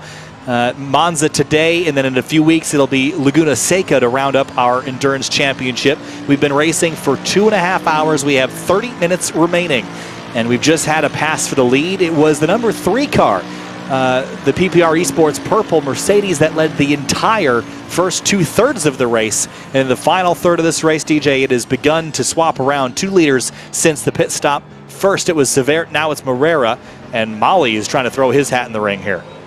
Yes, he is, and Sever starting to streak off into the distance to the tune of about 1.5 seconds. But Mali doing a good job here, keeping that gap as low as possible right now. I think for him, it is just a matter of keeping that pressure up behind the McLaren. Like I said, it's the mental head game that comes in here. Now, the one thing that both of these drivers do have in their advantage is they are both fresh. We talked about Moreira being in the car a little bit longer. Sever and Mali, they both are new into the car in this final stint, so they don't have a bit of the mental exhaustion. They'll be a little bit crisper when it comes to responses sometimes. But rest assured that with Sever, because he's already made a mistake, he knows he's prone to it, and that's not going to help him. Well, crisper perhaps. Fidel Moreira just ran a 1:48.237, which, looking down the order, is the fastest lap that anyone has run today. And it was the fastest lap that 35 car has run all day as well. So Fidel Moreira is on a mission to run away, and that gap has quickly expanded to 1.8 seconds. So what was a fairly small deficit was then a small lead was now a sizable lead, and I'm sure he will continue to grow it in the last 30 minutes of this event. It just all comes down to staying out of trouble for the 35. As for the 66 and 3, there's a lot that still has to happen. Yeah, there is indeed, but here, Taha, let's see what the gap is as they cross the line. It's still holding at about 0.7 of a second, so that Mercedes not able to fully close in, I think, with the speed that the rest of that PPR Esports team would like it to. But I wonder, like I said, if Taha Mali right here is just kind of in a little bit of coast mode, just trying to keep that gap at about that 0.7 of a second and let a mistake be forced out of Sever. Well, we've seen it happen before. It can certainly happen again. Behind them, behind Dornell in 4th, Degrini, Cardinalou, and Michael Kunichanglu are all only about 1 to 1.5 seconds apart from each other. So there's lots of ability for positions to swap inside the top 5. And it sounds like Ryan Marine's got us a points update. Ryan, what you got? Well, keep in mind, this was all done very quickly, and it is fluid here because positions are changing. But if things were to finish as they are here with 27 minutes remaining, it would be the 66 crew with 36 points, 2 second-place finishes to start the season. They would have a 9-point lead heading into the finale, and then 2 cars would be tied for second at 27 points apiece. That would be the 93. That's all the way back in 9th in this race, but 1 the first time out at Bathurst. And then our race winner here, or race leader at least, Morera, in the 35, they finished 9th at Bathurst, so they would have identical finishes, just in different races, obviously. Those two cars, they would be 9 points back, and the 3 car that's currently running in the 3rd spot but closing in, they would be in 4th, a further 4 points back, so a total of 13 behind the leader. So this is a big fight here with the championship in mind. It would knock the tie away from the 93 and the 35 if they were able to make up one more spot, and I think it would claw the 3 car right into that mix. I think they would be second in points if they should be able to overhaul the McLaren here late in the running. So a whole lot still in play, and I think we're going to have a lot of drama on our hands as far as the points go going into the finale one way or the other. I think that's true, and you look at the 66 McLaren finishing second. If they can complete this run, finishing second in the first 2 races, that would pretty much put them in position to win the championship should they get a podium or a top 5 at Laguna Seca. That would be phenomenal, and based on the way they've been running, I'm not sure that that's far from a possibility. I think they've been so consistent and so careful that they're going to put themselves in position to just, I don't want to say have an easy Laguna Seca, but put themselves in a better position where they can just sort of run the race and not have to worry about beating any particular people. As long as they're up near the front, they'll have already done the work at these 2 previous rounds. For the other drivers, the 93 specifically, I think at Bathurst, that 93 ran really well. It didn't run here today very well, even after the incident, so I would be concerned about their performance come Laguna Seca, but there's so many variables that can play into a longer race like that, a 6-hour event. So lots left to discuss, not only in this race, but also in the endurance finale at Laguna Seca, DJ, but we got to finish this one up first. Yeah, we do, and unfortunately the case here at Monza, anything can happen even with only 25 minutes left to go in this 3-hour session. And just like that, Taha Mali closing down a little bit as they exit Parabolica when they came across the timing loop there on the entrance of the corner, got it down to about 0.5 of a second, 0.3 of a second as they cross the line. In the slipstream now, Molly closes in, but this is sort of where this battle has been the last couple of laps. It might take another mistake, as here comes Molly on the brakes really late into turn number 1. Can he get the car woed down? He does. And look at how careful Severt is doing. And I wonder, Ryan, if this is playing into what you had mentioned earlier. There's a championship fight on the line. Severt and team know that they're at an advantage right now. So is it worth spinning out, getting wrecked, getting crashed for second place if they could just finish third and still have a pretty stout points lead? Yeah, it would come down, though, fairly significantly. Well, I'll do the math. If this pass is completed for now, Severt is able to hold off Molly. Really remarkable job playing defense here, but a great run out of that chicane, and here comes that Mercedes up the inside into the Lesmos, and I'm not sure there's much left that Severt can do about this. He has to drop into third, and that does change those points calculations. I'll give you an update here in just a second. So 66, oh, he's trying to get back using every inch of the racetrack and a little bit of the grass. Now in the slipstream of Molly, but I think it's going to be too little too late, DJ. He's just pushed a bit too hard, might have worn those tires out a little bit. He's trying to respond. I just don't know that the pace is consistent with a car that can hang on to second. Yeah, and we haven't really talked about the tires all that much, but definitely can wear them down and lose a little bit of that tackiness and that grip that you need. And that's especially important here at Monza with the low-speed chicanes. You're relying a lot more on mechanical grip, and the majority of that mechanical grip coming from the tires. So if Severt has really worn those down in the 66, he's not going to have a lot. It's a pretty good run there out of Parabolica. About 0.2 of a second. Let's see if that Mercedes is able to hold off the McLaren. Lots of speed there. Defensive move for Mali. Yeah, took his one defensive maneuver to the inside. That was all fair. But can Severt drive around the outside of him in the McLaren? It's going to be a braking duel into turn number 1. The 3 car has driver's right. He will hang on to it. The 66 gets a little bit better runoff for the moment, but then kind of bobbles a gear there and will stay in third. So with that position change complete, Ryan, do we have an update on the points? Yes. So that does change things around to the point where now we would have the top 4 all within 7 points of one another headed into the finale. It would still be the 66 with 33 points on top, and then the 93 and 35 would still be tied for second at 27 apiece, and now the 3 car moves within 1 point of them at 26 points as they run. So those top 4 cars all separated by 7, and the 94 isn't super far back either. They're 15 points back, but would need some help, certainly from the 4 cars ahead of them. Now, those are the points as they run here. With still 22 minutes left at Monza, plenty can still change. That's amazing to have all those drivers on top of each other. I'm surprised that one position swap changed that much, but when you have a driver that's down the order climbing into a very high points finishing podium spot, look at this. The 3 car runs wide on the exit of Ascari. Here comes Sever battling back. They're losing tons of time to Barrera, DJ, but that doesn't matter anymore. They're not going to run him down. It's a battle for P2.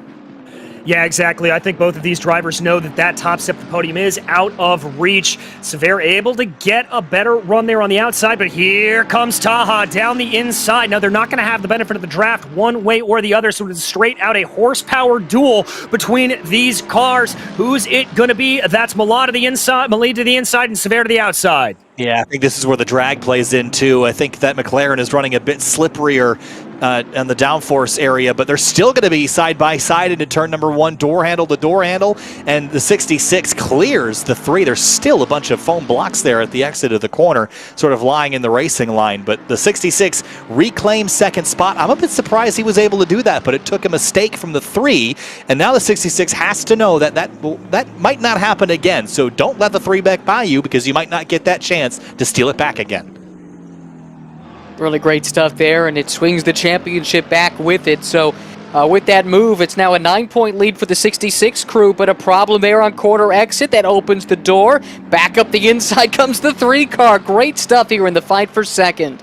Back onto the exit of the rumble strips through the first of the 2 Lesmos. Now Lesmo 2, still side by side for a second, wiggling and wobbling, trying to get all the grip they can on the paint, and drag racing towards Ascari. Wingtip to wingtip down the back straightaway here, DJ, as they thunder under the tunnel. This is absolutely incredible, Kyle. It looks like the Mercedes starts to pull ahead a little bit and better under braking. That's going to be the 66 of Sever sliding back into line, a little bit squirrely under braking as they come through Ascari. And look at the jump, and there goes Sever off on into the kitty litter. I think that may be this battle done and dusted. Yeah, that was a pretty convincing pass there that Molly did on the 66, combined with Sever running out wide. It still seems like the 66 has a straight line advantage with the setup that he's got, but I think DJ's right that is probably done for now. Here's a battle for 4th place with 20 minutes to go. There's Renato Dornell in the number 1 PPR Esport Bentley, followed by Negrini in the number 124, which was one of the fastest cars this race on outright pace, Ryan. Yeah, you're right, and that's a car that's been making its way back up through the field. This McLaren, great comeback for them to get back to 5th. Remember, they qualified on the outside of the front row, but just haven't had great fortune, but starting to get stronger. And then that Bentley has shown really good pace as well at times. Doesn't look like the podium is in reach for either of these 2 cars. That's quite a ways up the road, about 22 seconds ahead of the battle we're watching here. And lurking right there in the background, Michael Conduccioglu once again behind the wheel of that Ferrari that he started. Killian Ryan Meenan ran the second stint, but it's back to the Canadian behind the wheel here to close things out. The 2-time sprint champion in SRO Esports America competition. He runs 6th and keeping a close eye on this battle that's happening just out in front of his windshield. And just behind Conduccioglu is Cardin Liu in the number 94. That's the HPD Yes Pro America Acura NSX GT3 that was previously driven by Zach Patterson, so that car maintains the top 10 run for now. But this battle is heating up a little bit. This 124 got knocked down the order early, and DJ, it's been an upward climb since then and has been mighty fast. And if this car was able to run this fast from the get-go, it might have had a chance to win this race. Yeah, again, Kyle, it's just another issue with this Williams Esports machine of coulda, woulda, shoulda with them. I'm going to be very interested to see them next time out at Laguna Seca, as this car has so much pace underneath it that they could be challenging up for the podium were it not just for the rotten luck as, he spends a little time out there in the gravel at the end of Ascari. Is this going to bring back Conduccioglu into the picture here in that Ferrari? Yeah, it could be. See that pink car approaching very quickly. And once you're in the slipstream on these long straightaways, you tend to get pulled into the mix, so it might be a 3-horse race for 4th place. With 17 minutes to go, Ryan, as we watch Negrini try to wrestle that McLaren forward and catch that big old Bentley out in front. Takes a bit of a reset, doesn't it, when you have a frightening moment like that one, going wild and wide off the racetrack, staring at the wall a little bit, able to make the save. But I do think it takes a moment or two to catch your breath and get back on the attack. Can't rest too easily on the fact that he's going to be the one that's the aggressor in this equation, because Kandachoglu right there behind is awfully quick. We've seen that throughout the course of the season for several seasons now. And with weakness sensed, I think he's going to be on the attack himself. How about a look at the top 4 cars right now? We've got an Aston, a Mercedes, a McLaren, a Bentley. And then if you ignore the secondary McLaren, then it's the Ferrari, the Acura, the Porsche. So that's 6 different makes in the top 8 places. Love the diversity of GT3 racing and the variety of engine types and sounds and drivetrain layouts. The variety of GT3 racing in particular is so refreshing to see. And the fact that the competition is this close is pretty amazing, as we see Heitkotter on pit lane in the number 5.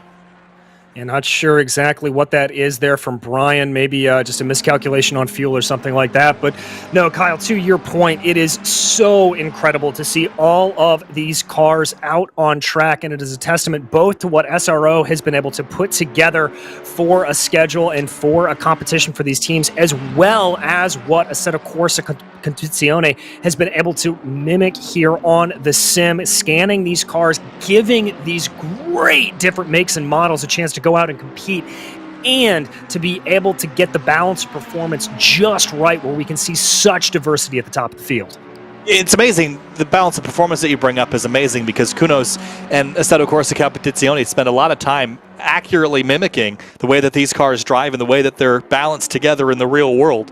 And it just goes to show the amazing racing we've seen today and how equal the cars are. They all make speed and they all drive very differently, but they still can race at roughly the same pace, Ryan. I see that as a win, not only for Assetto Corsa Competizione and the players of this amazing game, but also for SRO America and SRO globally, that they put together such a fantastic racing series. Well, they are the leaders as far as balance of performance goes, and BOP's got its detractors. There's no question about that, but I think that it does a lot of beneficial things for the sport. I think if without balance of performance, we would see effectively spec racing. Everybody would design the same mousetrap, because I think we know, generally speaking, what engine format and gearbox and turbocharged versus naturally aspirated. I think we know generally what the best combination is, but through balance of performance, it gives the manufacturers a chance to race what they truly build, their road-going cars in the same configurations, and to create an equal playing field where a McLaren can race a Ferrari, can race a Bentley, can race a Porsche, can race an Acura, and on down the line. I think it's a wonderful thing, and I think we have balance of performance to thank for the wonderful soundtrack of sports car racing, and it's a feast for the eyes as well, with the great different looks of these exotic sports cars. The soundtrack in particular is what draws me to racing in general. If you've never been to a racetrack in the real world, try to make it a point to get to one, because once you go and you experience racing in the real world and the soundtrack that comes with it, and then you jump in a game like Assetto Corsa Competizione, which models these sounds so accurately, you begin to fall in love with the sport, not just because of the action, the intensity, and the sights of it, but also the sounds and the guttural groans of the Bentley as it storms by. There's all sorts of amazing auditory experiences at racetracks around the world, and ACC captures it perfectly as we watch Kandachoglu try to chase down the 124 here, DJ, in the last 15 minutes of this 3-hour event. Yeah, trying to chase him down. And yeah, the audio soundtrack on ACC, just absolutely incredible. You hear that, frankly, just Italian whine out of the Ferraris, that guttural, deep bass tone from the Bentleys or the Mercedes. It really just heightens it. And it's one of those things that if you close your eyes a little bit and just listen to the cars out on track, you're able to tell exactly which car is streaking on by you, much as you would were you sitting just to the inside there of Lesmo 2 out in Italy itself.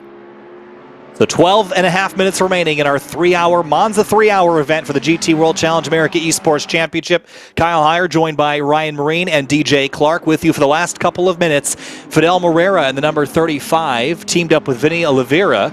They have stormed to the lead late in the going here and driven away from Taha Mali and Chris Zavert in the number 3 PPR Esports car and the number 66 for Sidemax and Blackhawk Racing. Those are the 3 cars within striking distance. Behind Renato Dornell is 4th, Renan Negrini, then Michael Kondachoglu in the number 123. Cardin Liu, Simon Fisher, Josh Staffen, and Cody Blanton are the rest of your top 10. Ryan, we're closing in on the tail end of this race, and this battle for 5th is the hottest one towards the pointy end of the field. Yep, exactly. It's been an interesting part of this field for quite some time, it seems like. 4th, 5th, 6th, 7th, 8th have often been all running in together. Right now it's broken off to some degree, but this is what I was talking about earlier with Negrini, who had that moment running wide, never quite was able to get that rhythm back again, and hasn't been able to run down the Bentley ahead of him, and instead has fallen into the clutches of Kondachoglu here in this number 123 Ferrari that runs in 6th and is putting together a really nice closing stint to the race. Haven't featured up towards the front of the field quite like we expected. You look at this driver lineup and what they've accomplished in the Sprint Series, Kyle, and you kind of think, well, these guys are a shoo-in for a podium, right? Well, it goes to show just how good these teams are in this endurance portion of the competition. Well, we've just seen so much more diversity in terms of who's at the front of the field. Think back to our first GT Rivals competition at the beginning of 2020 when the pandemic originally hit. There was really, a couple drivers and teams that were consistently at the front of the field. But as this series has opened up to more and more people, and we've brought in higher and more talented drivers just across the board in general, it really ends up producing a lot of very interesting races because you don't know who's going to win on any given day.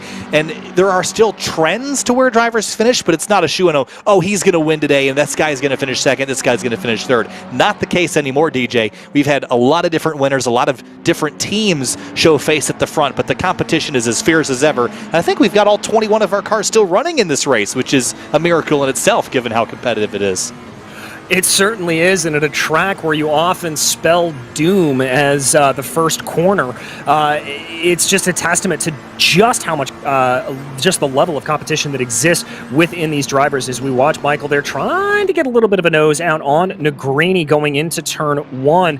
But yeah, as you mentioned, the small number of winners that came out of the beginning of the pandemic to we're seeing where sim racing it is today, and it's just a testament to Kunos that they have been able to continue to bring in more and more drivers to this sim, continue to raise the realism and the excitement to make this just such a wonderful series to watch, both here and the other series that SRO covers across the board.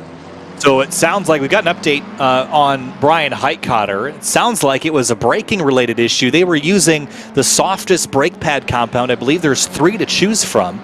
And apparently that brake pad compound doesn't last a full 3 hours in the Nissan GTR. Tried to hold on to the end of the race and couldn't slow down for the pit entry and got the stop and go for speeding in the pits, Ryan. So you're using a very aggressive, soft compound. The challenges with that couldn't make that heavy car last the whole race in that one set of brakes. Well, that's a gamble that they took, and it didn't quite pay off for them, as you chronicled there, but nevertheless, you can understand why they went for it, certainly looking for every advantage. But of all the tracks, I'm surprised this is the one where you try the soft ones. I mean, yes, the brakes are certainly important here, and having that extra bite would be beneficial, but you're definitely leaning on the brakes at a place like Monza, maybe more so than some of the other tracks that have more consistently high-speed corners and fewer of these incredibly heavy braking zones. Yeah, we talked about brakes at the very top of the show and braking zones being a bit of a concern. In the longer race, like at Bathurst, you have to worry about, do you have to change brakes? Now, in a 3-hour event, that's not typically on your radar, but I would feel like for a 3-hour event, you'd probably want the middle compound. And what the differences are is essentially the softer compound is grippier and gives you better braking performance, but at the expense of longevity. By the end of the race, those brake pads are worn down to nothing. You can choose a middle compound that's sort of the best of both worlds, or a very hard compound that doesn't grip very well and is a pace disadvantage, but will last you a very, very long time. Not something you would use in a 3-hour event, but it sounds like the Nissan, being a bit of a beast that it is, didn't like that soft compound for as long as we race. In North America here, Ryan, typically we only race about 90 minutes at a time. We only have one endurance event per year, in which case you would probably run a different braking package.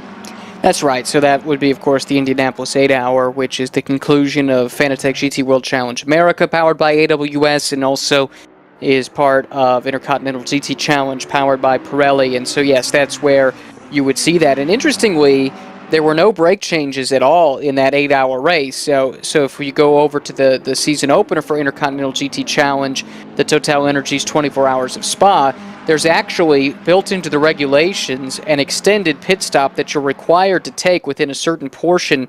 Ooh, that's a possible change in position here as Negrini went wide, and that's going to let Kondachoglu make a move to the outside, and he'll have that pass completed, it looks like, even before the Parabolica. So up another spot here for this FFS Racing driver, now running up in the 5th position. But quickly to close the story about the brakes, you know, it's expected there at Spa that you do a brake change for a 24-hour race. Interestingly, that they can make the brake pads last a full 8 hours, no problem at all, no questions asked back at Indianapolis, as here comes the McLaren right back around the outside. This is fantastic stuff here, DJ, as we enter turn 1. Kondachoglu and Negrini battling door-to-door. Battling door-to-door, Negrini giving plenty of space there to Kondachoglu as he is able to get that position back by. But Kondachoglu knows now that with 6 minutes to go, he's still got to be on the full-out attack. I would expect a big lunge here or two coming from that pink McLaren as we jump back to check out a replay. Yeah, this is the number 4, Kevin Boehm, and whoops, out of the second Lesmo, just got a little wide and spun up those rear tires. And late in the race, tires are worn out. Driver's worn out, easy to overstep that bound and make a mistake. Here comes Kondachoglu back on Negrini again. Fantastic battle for 5th place. Takes a pop out of line for a moment, but trying to reel in this McLaren in the closing moments of this race, Ryan. But there's only 5 minutes left. That's basically, what, 3 laps here? Looking that way, depending on where the leader is relative to this battle. But yeah, right around that window there. So yeah, these are a couple of teams that did not score points at all back in the season opener. They're not thinking about points. They're not thinking about championship. This is all about fighting for position and bragging rights here. The title basically disappeared from any kind of realistic chance with a couple of DNFs for each of these teams back at Bathurst. So they'll be just focusing on fighting each other here through Parabolica once again. Kondachoglu so close behind that McLaren. Can he get the run he needs out onto this pit straight away? Onto the front stretch again, Kondachoglu in line. You see the pink on the hood, the pink in his driver's seat, also very fashionable. Down the front straight, DJ, here they come. That McLaren is a rocket ship in a straight line, but not faster than the slipstream for the Ferrari. Here they go. Here they go indeed. It's a reverse of what we saw last time, and that's going to be Negrini able to get a nose ahead and shut the door on Kondachoglu. He's going to have to fight back now. He's lost a couple of tenths of a second there, but we've seen how slippery that pink Ferrari can be, and he looks especially good in the second and third sectors of this lap. So I think there is definitely still time for the 1, 2, 3 to try to claw back here, but he is running out of time. Yeah, running out of time, running out of opportunities. You get a handful per lap here because of the extended braking zones in the tight corners, opening up those opportunities, but you're starting to count them down enough times to fit on just your 2 hands, Ryan, and very quickly just enough opportunities to fit on 1 hand. So you're going to start counting those down and panicking a little bit if you can't get the job done, but Kondachoglu, cool as a cucumber right now as he tries to run down Negrini. Yeah, to my eye at least, it's a slight straight line advantage for that McLaren, which is going to make it a bit of a lunge no matter where you're making the pass if you're Kondachoglu here in the pink Ferrari, and that increases the odds of this ending in tears, but he's really good. We've seen him for the last couple of seasons on the sprint side, and Would not surprise me if he was able to find a way by, and if not, he's not going to take the risk that's going to risk both of these two drivers a really strong result here that they've both worked really hard for in this race. Yeah, gets a really good run out of Ascari, but has to kind of sit on it here. Not much of an opportunity into Parabolica, but with 2 minutes and 55 seconds remaining, I would bet that we've got either 2 or 3 laps remaining, depending where the leader picked up the start-finish line here. We're in relation to these two, but down the front straight again, they'll run nose to tail. There's Moreira in the second chicane. Now a lap around here about 1 minute and 48 seconds, so I would bet that we're going to get our white flag potentially next time by. So about 2 laps to go here. But we'll go back to Kılıçdaroğlu. Still trying to run down Negrini, but lap opportunities, DJ, dwindling pretty quickly.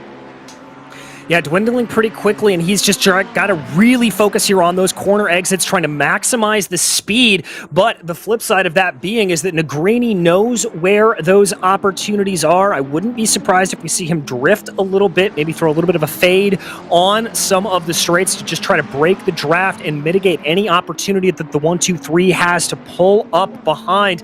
But again, the strength of that Ferrari through this second and third sector showing here. Little bit of a wiggle there on the exit of the first Lesmo, but that's not going to cost him too much. No, he's certainly on it right now, trying to use every inch of racetrack. Has 2 tires in the grass at corner exit. That's not a very fast way to go, so he's going to lose some more time there to Negrini. And that battle will fizzle for now. But for the race leader, the number 35 of Fidel Moreira, that team paired up with Vinny Oliveira in the Aston Martin Vantage AMR GT3 with the Kings of Asphalt Maxon Oil team. They will be coming to pick up the white flag this time by, and we'll have just a couple of kilometers left to pick up a race win here, but it's not over till it's over, Ryan. It's been a really well-judged race, though, for that Aston Martin team. Moreira and Oliveira together seemingly have not put a wheel wrong. Really, really smooth. Those first couple of stints, didn't really see much of them. They were just plugging away, doing their thing, and staying within striking distance, and then used the pit stops to help their cause to get a little bit further up ahead. And ultimately, these last couple of stints for Moreira, where the pace was very, very strong, and the good pit strategy coupled with that was enough to put them out in front. So just a couple of seconds remaining on the timing screen. There is your race leader on the right, Kılıçdaroğlu on the left, DJ. And the final lap for Moreira. This is when it all starts to feel real after the battle you've had today. Coming back to the checkers this time, this has got to feel amazing for this team. Oh, it's an incredible emotion. When you cross over the line, you're looking at your fuel gauge, you realize you've got enough to make it to the end. Here as he comes out of really the last tricky braking zone that he'll have to handle of Ascari, this is where you start to let your mind wander to the thoughts of the podium, but rest assured he's going to keep it in until he crosses that start-finish line. It was very close to extending this race another lap, but we should get the checkers this time through.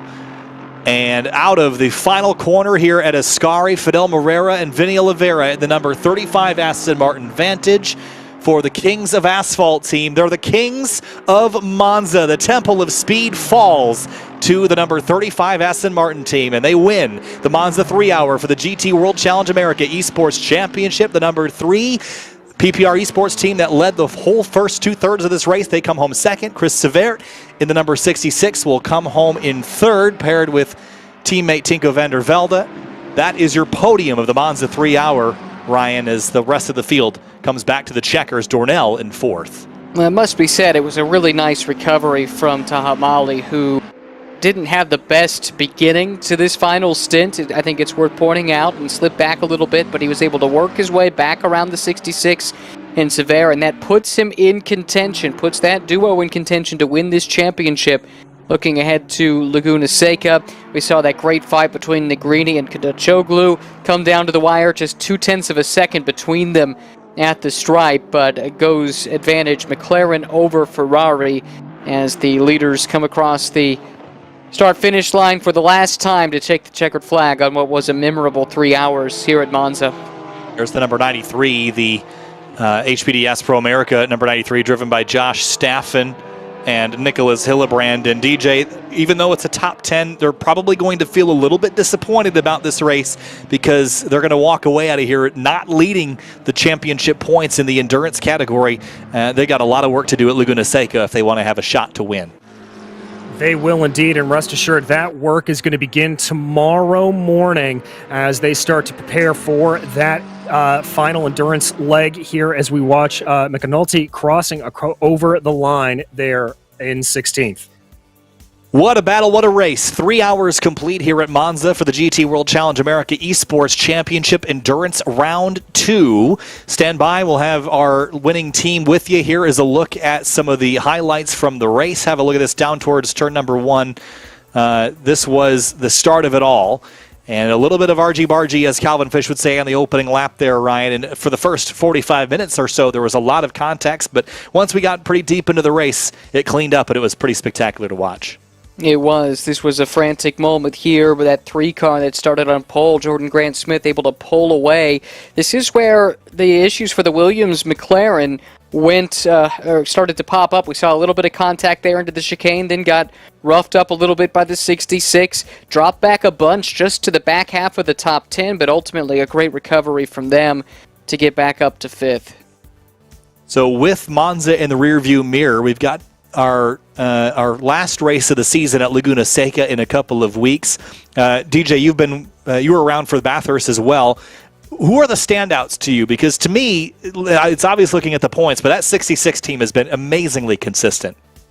Yeah, they're ones I'm certainly going to be looking at. I'm also going to throw a little bit of a wild card in there in the 124 Williams Esports machine, and that McLaren, as we've said, they've just been caught by some bad luck, and they've got some great outright speed. I think it could be a bounce-back moment for them when we head to California. There's a lot to talk about heading into our season finale. It'll be our last round of GT World Challenge America Esports competition for 2021 as well, with the sprint rounds also complete last week at Suzuka. But a couple more looks at some of the action here from this race, but there was some fantastic racing across the board today. Big shout out to a couple of the teams that drove back through the field as well. The 2-car, Cody Blanton and Niels van de Kekelt, they started off with a penalty and really had to fight tooth and nail, Ryan, all day long, but they still grabbed a top 10 out of it. I know they're capable of more than that, and the penalties self-inflicted, but they really have managed to finish these races, which are very tough to finish. Well, that's the thing with that team, and I think it's kind of the same for the Williams team that DJ called attention to a few moments ago. Both of them can go into the finale not having to think about points. They could just go and try and win that race after some disappointment and not reaching their full potential in each of the first 2. So if you're looking for dark horses that might leap up there and upset the apple cart, I think you might find them in those 2 pairings. For sure, and I think the other thing to take note of is, there was a couple drivers, rubbing fenders in this race. Are there any hard feelings walking out of this one, DJ? You try not to let that bother you, but does it make you race different when you head to Laguna Seca, championship on the line? Will you remember the guy that roughed you up? I think you will to a certain degree, and it'll really do one of 2 things for you. Number one, it will make you give a little bit more space to those drivers, let us say, that you've bumped fenders with in the past. You're not going to want to get that close to them if something happens on track. The other part of it is that you may be out for a little bit of vendetta. You may not give them as much room as you would normally. You may throw a little bit of a block on them just to try to get a little bit back, because racing drivers, they tend to have long memories, and they do not forget a slight. And yeah, certainly long memories. That's true of real race car drivers as well, Ryan, isn't it? I mean, you try not to let it affect your driving on the racetrack, but I'm sure in the paddock you hold grudges, or at least internally you hold them, and it might make you make a different decision out there on the racetrack. Yeah, exactly. You don't want to let that affect the ultimate outcome, but that's kind of part of those deposits and withdrawals that you talk about. That's true over the course of an endurance race. I think it's definitely true over the course of the season, and you don't want to be at a point where your season's coming down to the wire and the person you're racing with is ready to make a withdrawal from that and leave you in a compromised position. So hopefully everyone will keep their heads on straight and keep the championship in mind, not interfere with the championship battle, but you never know when the ills from earlier in the season could rear their ugly head. Hoping to get our winners in here in just a moment. We've got 2 to talk to. We've got our number 35 Aston Martin team, Vinny Oliveira and Fidel Moreira, jumping in now. And as we've got our race winners in now, is that who I'm looking for? Stand by for just a moment as we're waiting for the drivers of the number 35 car. All right. Daniel, you got a copy? Yes, I can hear you. Well, congratulations. It was a really strong run for you today to come home as the race winner in the number 35 Aston Martin team. Take me through that last pit stop and driving past those drivers that had been on track or just gotten on the racetrack, and tell us about your strategy today. Hi there, Kyle. I am actually the third driver. Since Vinny and Fidel, they don't speak English, I'm representing them today.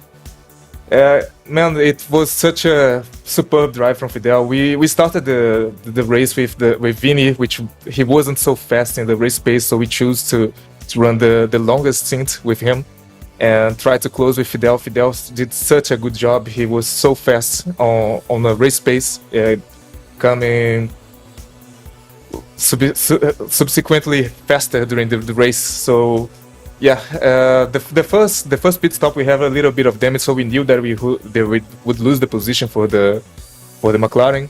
So we knew that we have to chase on the second and third stint, but that worked pretty great for us because the Mercedes had a little bit of problem with the traffic, and we were able to actually be way faster than we imagined that we could be against those guys, which are very competent drivers. So it's a little bit of surprise, but yeah, we are so happy right now because the first race was not a good race for us. We had a good pace, but we couldn't perform. We have a lot of issues, and yeah, that's it now. Well, looking forward to Laguna Seca in the last round of the season. You're in a position where the championship is not incredibly out of reach, but you've obviously gotten the win today and racked up some points. So what's the strategy? What's the plan heading into Laguna Seca? Is there any points paying position kind of strategy happening there, or are you just going out for the all-out win to try to let it take care of itself? Man, we are going for the all-out win. We know that we can be fast. We will. I will be honest with you. I'm only running Laguna the next days to prepare the car to make the better setup that we can do, and to be as well prepared as we can. Try to avoid any problems. Our strategies today was that we wanted to survive. We know that Monza it's a really difficult track to survive first corner, second chicane as well. So we wanted to do that and then to chase on the second and third stints. And Laguna, I think it's even harder because it's such a difficult track to overtake. So we need to be as strong as we can be on the qualifying and try to avoid any errors. So it's a little bit of a longer race, so we can catch on other people on the strategy. But we want to be as fast as we can and try not to let our fate on the hands of the others.